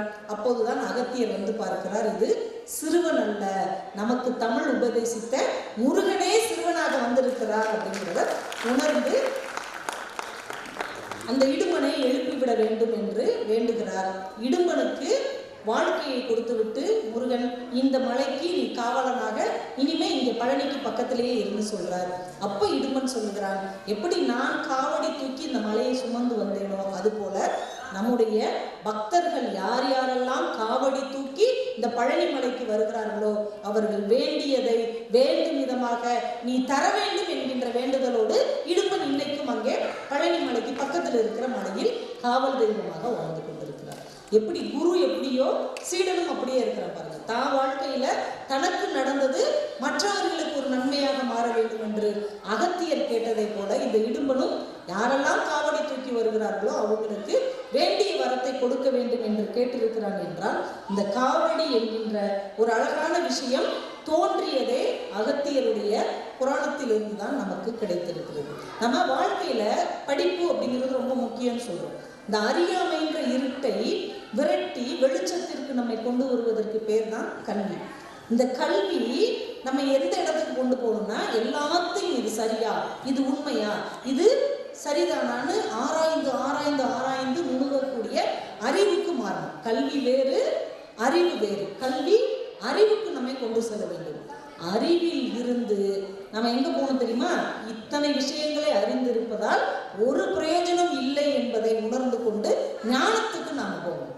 ஞான நிலைக்கு போனவுடன் இந்த ஞானம் எல்லோருக்கும் கிடைக்க வேண்டும் என்று யார் நினைக்கிறார்களோ அவர்கள்தான் மகரிஷிகளாக மகா ஞானிகளாக இன்றைக்கும் இந்த மண்ணில் வாழ்ந்து கொண்டிருக்கிறார்கள் என்றால் அந்த ஞானம் நாம் பெறுவதற்கு கல்வியிலிருந்து அறிவுக்கு நகரணும், அறிவிலிருந்து ஞானத்துக்கு நகரணும், ஞானத்திலிருந்து மற்றவர்களுக்கு அதை கொண்டு செல்கிற ஒரு குருவாக மாற வேண்டும். இதுதான் வாழ்க்கையின் அர்த்தம். ஆனால் நம்ம வாழ்க்கையின் அர்த்தமா என்ன நினைச்சிட்டு இருக்கோம்? நம்ம பிறந்தோம், வளர்ந்தோம், நம்ம குடும்பம், நம்ம மனைவி, நம்ம மக்கள், நம்ம பேரம்பேத்தி இப்படின்னு நமக்கு சொத்து சேர்ப்பதிலே தான் நம்ம வாழ்க்கை போகிறதே தவிர மற்றவர்களை கரையேற்றுகிற ஒரு வாழ்க்கையை நாம் இன்னும் வாழவில்லை. அப்படிப்பட்ட வாழ்க்கையை நாம் வாழ வேண்டும் என்று நமக்கு கற்றுக் கொடுப்பவர் தான் நம்முடைய ஞான தகப்பனாகிய அற்புதமான அகத்திய பெருமான் வாழ்க்கை. இன்னொரு விஷயம் நீங்க கேள்விப்பட்டிருப்பீங்க, அவர் பொதிகை மலையை நோக்கி வரும்போது விந்திய மலை இருக்குது இல்லையா, அது முன்னாடி வந்து அவரை மறைக்குது. இவரே ஒரு உள்ள முனி, அது முன்னாடி வந்து ஆணவத்தோட மறைக்குதான். நீ என்னைய தாண்டி எப்படி போவ அப்படின்னு. நம்ம எல்லார் வாழ்க்கையிலும் ஒரு பிரச்சனை அப்படி பிரம்மாண்டமா வந்து நிற்கும். அப்ப நம்ம என்ன செய்வோம்? இந்த பிரச்சனையை பார்த்து ஒன்றும் பயப்படுவோம், இல்லைன்னா அழுவோம், இல்லைன்னா புலம்புவோம். இப்ப அகத்தியர் அவர் வாழ்க்கையில் என்ன செஞ்சார் தெரியுமா? அந்த விந்திய மலையை அவர் சின்னதாக்கல, விந்திய மலையுடைய ஆணவத்தை அவர் அழைக்கல. இவர் என்ன பண்ணாரு? விஸ்வரூபம் எடுக்கிறார். விந்திய மலையை விட உயரமாக மாறுகிறார். விந்திய மலை மேல கால் வச்சு மிதிச்சு அவர் படுத்து போயிட்டார். அதோட விந்திய மலையின் ஆணவம் அழிந்தது அப்படின்னு புராணம் சொல்லுது. நான் யோசித்து பார்க்கிறேன், ஒரு பெரிய பிரச்சனை நம்ம முன்னாடி வரும்போது நாம குள்ளமாயிடக்கூடாது. அந்த பிரச்சனையை தாண்டி யோசிக்கிற விஸ்வரூபத்தை நமக்குள் வளர்த்து கொண்டால் எவ்வளவு பெரிய பிரச்சனையும் நம்ம கால்களுக்கு கீழே போயிடும். பிரச்சனைக்கு கீழே நீங்க நிற்காதீங்க, பிரச்சனைக்கு மேலே நின்று பாருங்க. ஒரு எறும்பால் ஒரு மலையை தூக்கி சுமக்க முடியாது, ஆனால் எறும்பு நினைத்தால் மலைக்கு மேலே ஏறி நிற்க முடியும் இல்லையா? அது மாதிரி ஒரு பிரச்சனையை ஜெயிக்க வேண்டும் என்றால் பிரச்சனைக்கு கீழே நின்று அழக்கூடாது. பிரச்சனைக்கு மேலே விஸ்வரூபம் எடுக்கக்கூடிய ஆற்றல் நம் உள்ளத்திற்கு இருந்தால் எவ்வளவு பெரிய கஷ்டங்களையும் நம்மால் தீர்த்து விட முடியும் என்கின்ற ஒரு பெரிய விஷயத்தை அந்த அகத்திய மாமுனி நமக்கு கற்றுக் கொடுத்திருக்கிறார். இதைத்தான் வள்ளுவ பெருந்தகை சொன்னார். வெள்ளத்தனைய மலர் நீட்டம் மாந்தர்த்தம் உள்ளத்தனையது உயர்வு. ஒரு தாமரைப்பூவோட உயரம் எவ்வளவுங்க? தாமரைப்பூ இருக்கு இல்லையா, அதுக்கு உயரம் என்னது? வள்ளுவர் ஒரு நாள் ஒரு கிளாஸ் ரூமுக்கு வந்திருக்கிறார். இந்த மாதிரி பசங்க பேசிக்கிட்டே இருந்துருக்காங்க, எல்லாம் அமைதியாக இருந்தாங்க. தாமரைப்பூவுக்கு என்னடா உயரம் அப்படின்னு இருக்காரு. அப்படியே எல்லாம் உட்காந்துருக்காங்க. நீ சொல்லு அப்படின்னு ஒருத்தனை காமிச்சிருக்காரு. அவன் அப்படியே பக்கத்தில் உள்ளவங்க பார்த்துருக்கான். அப்படின்னா என்ன இருக்குன்னா, இந்த கேள்வி எனக்கு சம்பந்தம் கிடையாது, அதை ஓன்ட்ட ஒப்படைச்சிட்டேன்னு இருக்கு. உடனே அவன் பார்த்துருக்கான். 2 அடி அப்படின்றான். ஏதாவது பதில் சொல்லணும்ல. 2 அடி 2 அடின்னு எப்படி சொல்ற? சரி வச்சுக்கோங்க 4 அடி அப்படின்றான். 4 அடியா வச்சுக்கோங்க, ஒரு 6 அடி. இன்னொரு தெரிஞ்சிச்சு சொல்லியிருக்கான், தாமரை பூவுக்கு உயரம் என்பதே கிடையாது. தாமரைப்பூவின் உயரம் என்ன தெரியுமா? தண்ணீருடைய உயரம். தண்ணீர் 1 அடி இருந்தால் தாமரைப்பூ 1 அடி இருக்கும். தண்ணீர் 5 அடி இருந்தால் தாமரைப்பூ 5 அடி இருக்கும். தண்ணீர் 10 அடி வந்தால் தாமரைப்பூ 10 அடி வரும். ஒரு தாமரைப்பூவின் உயரம் என்பது தன் உயரம் அல்ல, அது சார்ந்திருக்கிற தண்ணீரின் உயரம். ஒரு மனிதனின் உயரம் என்பது அவனுடைய உயரம் அல்ல, அவன் உள்ளம் எங்கே சிந்திக்கிறதோ அந்த உயரம் தான் ஒரு மனிதனின் உயரம். அவர் குறுமுனிதான். விந்திய மலை பெரியதுதான், ஆனால் விஸ்வரூபத்தில் விந்திய மலைக்கு விஞ்சி நிற்க முடிகிறது என்றால் உள்ளத்தின் உயரம் தான் உண்மையான உயரம் என்பதை அந்த ஞானத்தகப்பன் தன் சின்ன பிள்ளைகளுக்கு கற்றுக் கொடுப்பது மாதிரி நம் வாழ்க்கையில் கற்றுக் கொடுக்கிறார். ஒரு ஜென் கதை ஒன்று உண்டு. ஒரு ஜென் குரு தன் சீடர்கிட்ட கேட்கிறார், மலை உச்சியை அடைவதற்கு எங்கிருந்து தொடங்க வேண்டும்? இந்த கேள்வி நானே உங்கள்கிட்ட கேட்கிறேன். ஒரு மலை உச்சியை அடைவதற்கு எங்கிருந்து தொடங்க வேண்டும்? மலை அடிவாரத்திலிருந்து தொடங்க வேண்டும். இதுனா சாதாரண பதில் இல்லை, ஜென்னுக்குன்னே வேற மாதிரில பதில் இருக்கும். எல்லா சீடர்களும் இந்த பதில் தான் சொன்னாங்க, மலை அடிவாரத்திலிருந்து தொடங்க வேண்டும். இப்போ குரு சொன்னார், மலை உச்சியை அடைவதற்கு மலை உச்சியிலிருந்து தொடங்க வேண்டும். மலை உச்சியிலிருந்து எப்படி தொடங்க முடியும்? இப்போ குரு சொல்லுகிறார், முதலில் உன் மனதை மலை உச்சிக்கு கொண்டு சென்று விட வேண்டும். உன் உடல் அந்த மனதை பின்பற்றி செல்ல வேண்டும். மலை உச்சியை அடைந்து விட. மலை அடிவாரத்திலே நின்னா மலைப்பா இருக்கும். மலைக்கு ஏன் தெரியுமா மலையின் பேரு? அது நம்ம மலைக்க வைக்கவே அப்பா அப்படின்னு மலைக்க வைப்பதால் தான் அதற்கு மலை என்று பெயர். அடிவாரத்தில் நின்று நீங்கள் மலை உச்சியை பார்த்தால் அது மலைக்க வைக்கும். உங்கள் மனதை மலை உச்சிக்கு கொண்டு சென்று விட்டீர்கள் என்றால், என் மனசை நான் கேட்ச் பண்ண போறேன்னா விறுவிறுன்னு அந்த இடத்துக்கு போய் சென்று விடுவீர்கள். இப்போ மலை உச்சியை தொடர்வதற்கு மலை அடிவாரத்தில் இருந்து தொடரக்கூடாது, மலை உச்சியிலிருந்து தொடங்க வேண்டும் என்கின்ற மாபெரும் சிந்தனையை நம்முடைய அகத்திய மாமுனி நமக்கு கற்றுக் கொடுத்திருக்கிறார். இது சிறியது, பரவாயில்ல, நல்லா ரசிச்சு கேட்குறீங்க, எனக்கு சந்தோஷமா இருக்கு. நான் கூட பயந்தேன், எப்படி நீங்கள் இருக்கிறவங்க எதுக்கு சொல்ல போகிறோம் அப்படின்னு குமாரண்ணட்ட கூட சொன்னேன். நீங்கள் உங்கள் ஸ்டைலில் பேசுங்க, நம்ம மக்கள் தானே, அழகாக கேட்ச் பண்ணிக்குவாங்க அப்படின்னு சொன்னார். உண்மையிலேயே உங்களுக்கு ஒரு பெரிய நன்றிகள். ஒரு பயத்தோடையே நம்ம வந்து உட்காந்துருக்கோம். இப்போ வாழ்க்கையில் பெரியது அப்படின்னு நம்ம நினைக்கிறோம் இல்லையா? பெரியது எது அப்படின்னு கேள்வி கேட்டுக்கிட்டே போகணும் இல்லை, எது சிறியதோ அதுதான் பெரியது. எவ்வளோ ஆச்சரியம் பாருங்க. அவ்வை பாட்டிக்கிட்ட முருகன் கேட்குறார், பெரியது எது அப்படின்னு கேட்குறார். பெரியது எது? அவ்வையே, நீங்கள் திருவிழை கடலில் பார்த்துருப்பீங்க, அவ்வையே பெரியது எது அப்படின்னு. பெரியது கேட்கின் எரிதவள் வேலோய், பெரிது பெரிது புவனம் பெரிது. இந்த உலகம் இருக்கு இல்லையா, அதுதான் இப்போ பெருசு. ஆனால் இந்த உலகம் தான் பெருசானா உலகம் பெருசு கிடையாது. புவனமும் 4 படைப்பு. இந்த உலகத்தை படைச்சது யாரு? பிரம்மா. அப்போ பிரம்மா தான் பெருசுன்னு நீ நினைச்சேன்னா, அந்த 4 கரியமால் உந்தியில் வந்தோம். விஷ்ணுவுடைய நாபி கமலத்திலிருந்து வந்தவர் தான் பிரம்மன். அப்ப விஷ்ணு தான் பெரியவரா அப்படின்னு நம்ம நினைச்சோம்னா, கரிய மாலோ அலைகடல் துயின்றோம். அவ்வளோ பெரிய திருமால், மால்னாலே பெருசு தானே, அதான் ஷாப்பிங் மால் அப்படின்னு பேர் வச்சிருக்காங்க. பெருசுக்கு மால்னு பேர் வைக்கணும்னு எவ்வளோ யோசிச்சிருக்காங்க பாருங்க. மால் அப்படின்னால பெருசு தானே. அந்த கரிய மால் அலைக்கடல்ல தூங்குறாரு. அப்ப அந்த அலைக்கடல்ல அதுதான் நம்ம பெருசா அப்படின்னு கேட்டா, அலைக்கடல் குறுமுனி அங்கையில் அடக்கம். அகத்தியர் அந்த அலைக்கடலையே தன் கையில அடக்கிட்டார். அப்ப அந்த முனிவர் தான் பெருசா அப்படின்னு பார்த்தா, குறுமுனியோ கலசத்தில் பிறந்தோம். அகத்தியர் வந்து ஒரு கலசத்தில் பிறந்தவர் அப்படின்னு ஒரு புராண கதை சொல்லுது. அப்ப கலசம் தான் பெருசா அப்படின்னு கேட்டா, கலசமோ அரவினுக்கு ஒரு தலை பாகம். கலசம்ங்கிறது என்ன? மண்ணில் தான் அந்த பானையை செஞ்சிருப்பாங்க. அது ஆதிசேஷன் இருக்கு இல்லையா, அதுக்கு இந்த மண்ணு ஒரு தலை பாரம் தான். அப்ப ஆதிசேஷன் தான் பெருசா அப்படின்னு கேட்டா, அறவோ உமையவள் சிறு விரல் மோதிரம். பராசக்தி அந்த ஆதிசேஷனை இப்படி மோதிரமா சின்ன விரல்ல மாட்டிருக்கலாம். என்ன நக்கல் பாருங்க, மோதிர விரல கூட மாற்றலையா, அது உமை சிறு விரல்ல அவ மாட்டிருக்கிறா, சிறு விரல் மோதிரம்.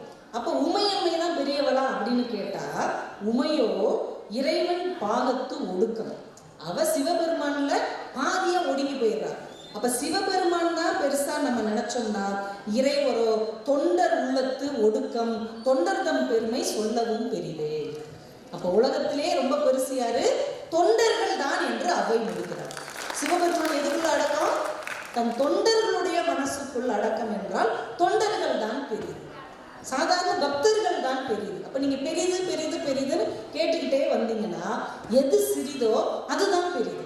எவ்வளவு பெரிய ஆச்சரியம் பார்த்தீங்களா? ஒரு பாம்பு புத்துக்குள்ள இருந்து வெளியில வருது. பாம்பை பார்த்து எல்லாரும் பயப்படுறாங்க. இன்னைக்கு குட்டி பாம்பு பார்க்குது. நம்ம அப்பாவோட பெரியவன் யாராவது இந்த உலகத்தில் இருக்கானா அப்படின்னு கண்டுபிடிக்கணும்னு இந்த பாம்பு பின்னாடியே போகுது. பாம்பு பின்னாடியே போகும்போது ஒரு கீரிப்புள்ள வந்த உடனே பாம்பு அப்படியே பதறி அடிச்சிருது.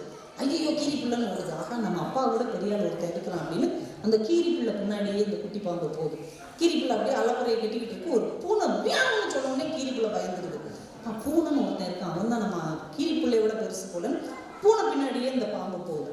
இந்த பூனையை பார்த்து ஒரு நாய் வவ்வுன்னு குலைச்சிருக்கு. பூனை பயந்து ஓடி போச்சு. இப்போ நாய் தான்டா பூனையை விட பெருசு, அப்போ இவன் தான் ரொம்ப பெரிய ஆள் போல அப்படின்னு அந்த நாய் பின்னாடியே போகுது. அந்த நாய் ஒரு குட்டி பையன் கல்லெடுத்து எரிஞ்சிருக்கான். நாய் வவ்வுன்னு கத்திட்டு ஓடிடுச்சு.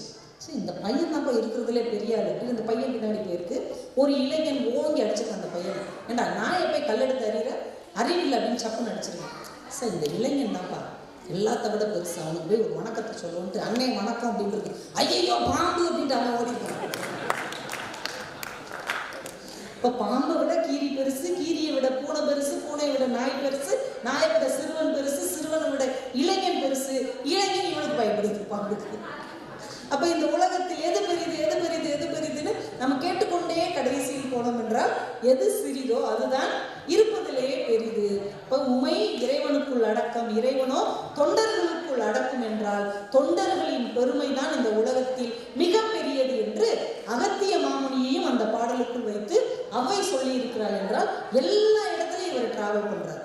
அருணகிரிநாதருடைய பாடலில் இருக்கிறார், சித்த மருத்துவத்தில் இருக்கிறார், ஜோதிட கலையில் இருக்கிறார், தமிழ் சங்கத்தில் இருக்கிறார். அங்கேயும் காணாதபடி எங்கும் நிறைந்த ஒரு பிரகாச வெளியாக நம்முடைய அகத்திய முனிவர் நம்முடைய வாழ்க்கையில் கடந்து வந்து கொண்டே இருக்கிறார். யார் பெரியவன் என்று பார்த்தால் தொண்டர்கள் தான் பெரியவன் என்று அவ்வை கொண்டு வந்து நிறுத்துகிறார். அதனாலதான் சேக்கிழார் அந்த புராணத்துக்கு வச்ச பேர் என்ன தெரியுங்கள?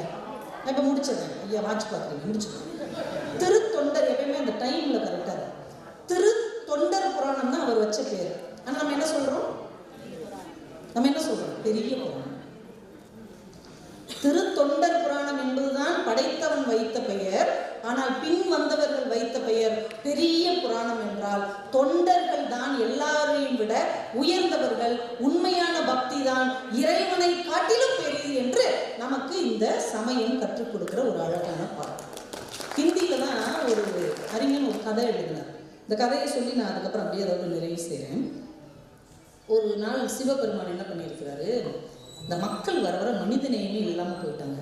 ஒருத்தருக்கு ஒருத்தர் உதவி செய்யணுங்கிறதே இல்லை. திருமூலர் எவ்வளவு சொன்னார், யாவருக்குமா இறைவனுக்கு ஒரு பச்சிலை, யாவருக்குமா பசுவுக்கு ஒரு வாயுரை, யாவருக்குமா உண்ணும்போது ஒரு கைப்பிடி, யாவருக்குமா பிறருக்கு இன்னுரை தானே. இது கூட நம்மளால செய்ய முடியாதா? எல்லாருக்கும் பொதுவாக இறைவனுக்கு ஒரே ஒரு இலை வச்சு கும்பிடுங்க, முடியலையா? எல்லாருக்கும் பொதுவாக ஏதாவது ஒரு உயிர், ஒரு பசுவோ ஒரு நாயோ வந்ததுன்னா ஒரு வாய் சாப்பாடு போடுங்க, முடியலையா?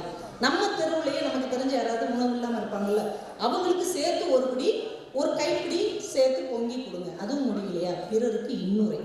அடுத்தவங்கள்ட்ட நல்ல வார்த்தையாவது பேசுங்க. நீ உருப்பட மாட்ட, நீ இதை செஞ்சியா, ஒன்றும் வழங்காமல் போயிடும், அப்படிலாம் பேசாமல் தைரியமாக எல்லாம் நல்லா நடக்கும், நான் இருக்கிறேன் அப்படின்ற ஒரு நம்பிக்கையாவது தரணும்னு திருமூலர் சொல்லியிருக்கிறார்.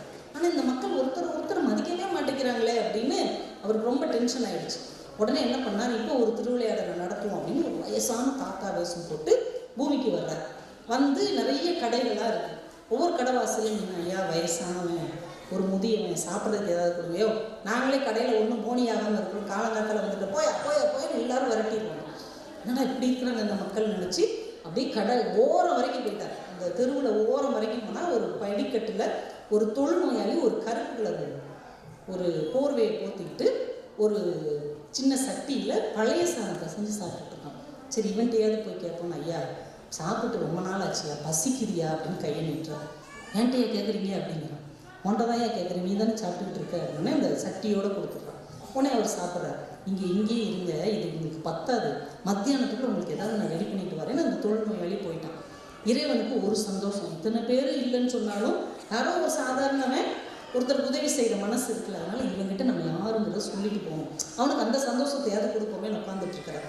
அந்த தொழுநோயாளி மத்தியானம் எங்கெங்கேயோ அலைஞ்சு திரிஞ்சு ஒரு 2 சப்பாத்தியை கொண்டு வந்து கொடுத்து இப்போதைக்கு இதுதான் கிடைச்சது, இதை சாப்பிடுங்க, சாயந்தரம் உங்களுக்கு ஏதாவது ரெடி பண்ணுறேன், ஏன் இருப்பான் அப்படிங்கிறாரு. கேட்காமே போயிடுறான். இல்லை இவன் பாட்டுக்கு வீட்டுக்கு வந்த மருமகனை கவனிச்ச மாதிரி கவனிச்சிட்டு இருக்கிறாரு. இவன் வந்தோம்னா உண்மையை சொல்லிட்டு கிளம்பணும்னு உட்காந்துட்டே இருக்கிறார்.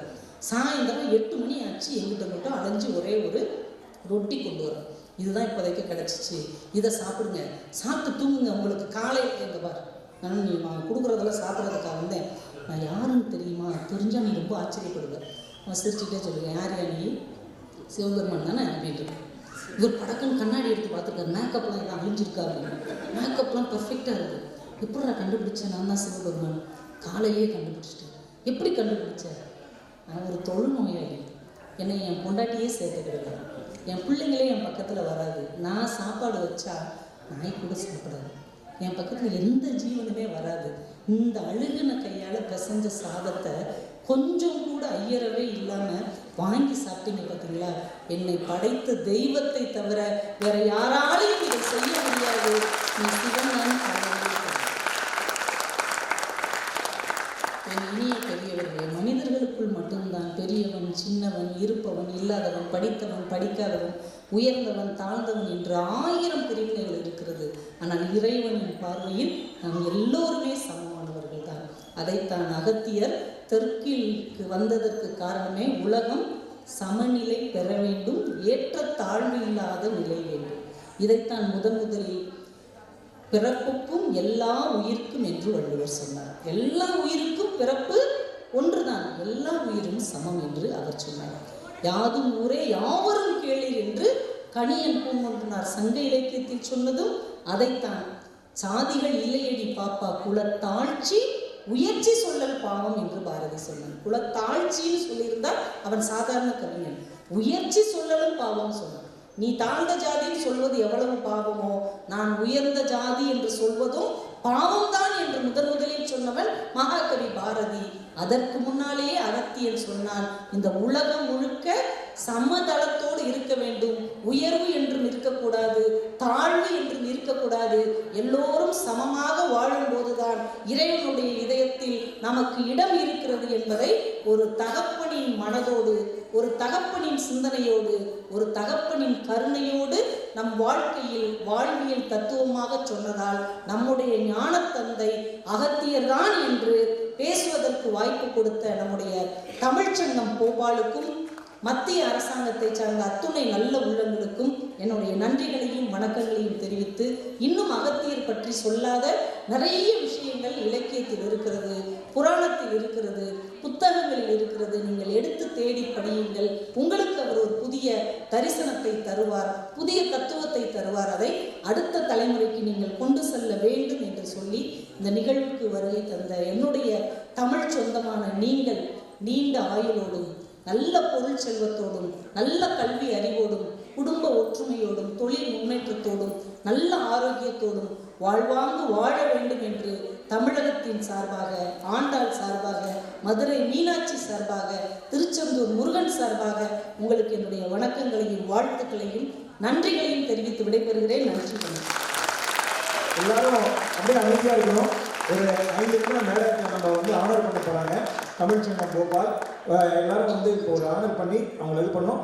உங்களின் இந்த அருமையான சொற்பொழிவை ஆற்றிய பேசும் பூங்காற்று தொலைக்காட்சி புகழ் திருமதி கவிதா ஜவஹர் அவர்களுக்கு உங்களின் பலத்த கடவுள். இப்போ நான் செகண்ட் ஜென்ரேஷன் போபாலில், மத்திய பிரதேஷ், தமிழ்நாட்டை விட்டு வெளியே நான் செகண்ட் ஜென்ரேஷன்.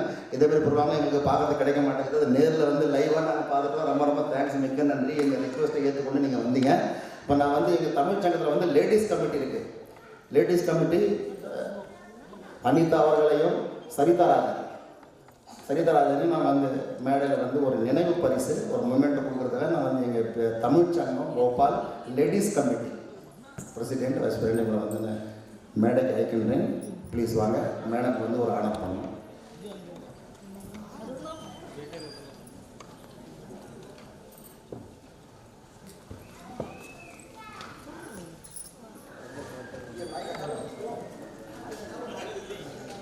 एक जन इधर आइए, थोड़ा इधर आइए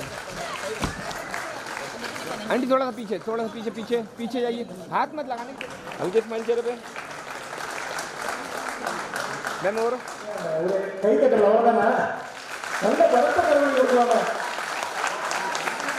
லேடிஸ் கமிட்டி, அதாவது கை தட்டலாம். Smile. Wait. Wait. ஒரு நிமிஷம் எல்லாரும் அமைதியா இருக்கணும். இன்னைக்கு எல்லாருக்கும் உணவு வழங்க குறிப்பாக நடத்தி கொடுத்த தமிழ்ச்சங்கம் கோபால் குழுவினருக்கும் அதில் உள்ள கமிட்டி மெம்பர் அனைவருக்கும் உங்களின் பலமான எங்கள் கவிதா ஜவஹர் நம்மளுடைய கவிதா ஜவஹர் அவர்கள் வந்திருக்காங்க. இங்கிருந்து இந்த பெரிய நிகழ்ச்சியை நடத்திருக்காங்க. உங்களின் பலத்த கருவை ஒரு நல்ல கருவை கொடுக்கும்படியா கேட்டுக்கொள்கிறேன். நல்ல கருவை, பலத்த கருவை, இதுதான் நம்ம அவங்களுக்கு கொடுக்க வேண்டிய அகத்தியருக்கும் இந்த நடத்தி கொடுக்கின்ற பொறுப்படியாக இந்த கல்வி அமைச்சகம் மற்றும் அனைவருக்கும் இந்த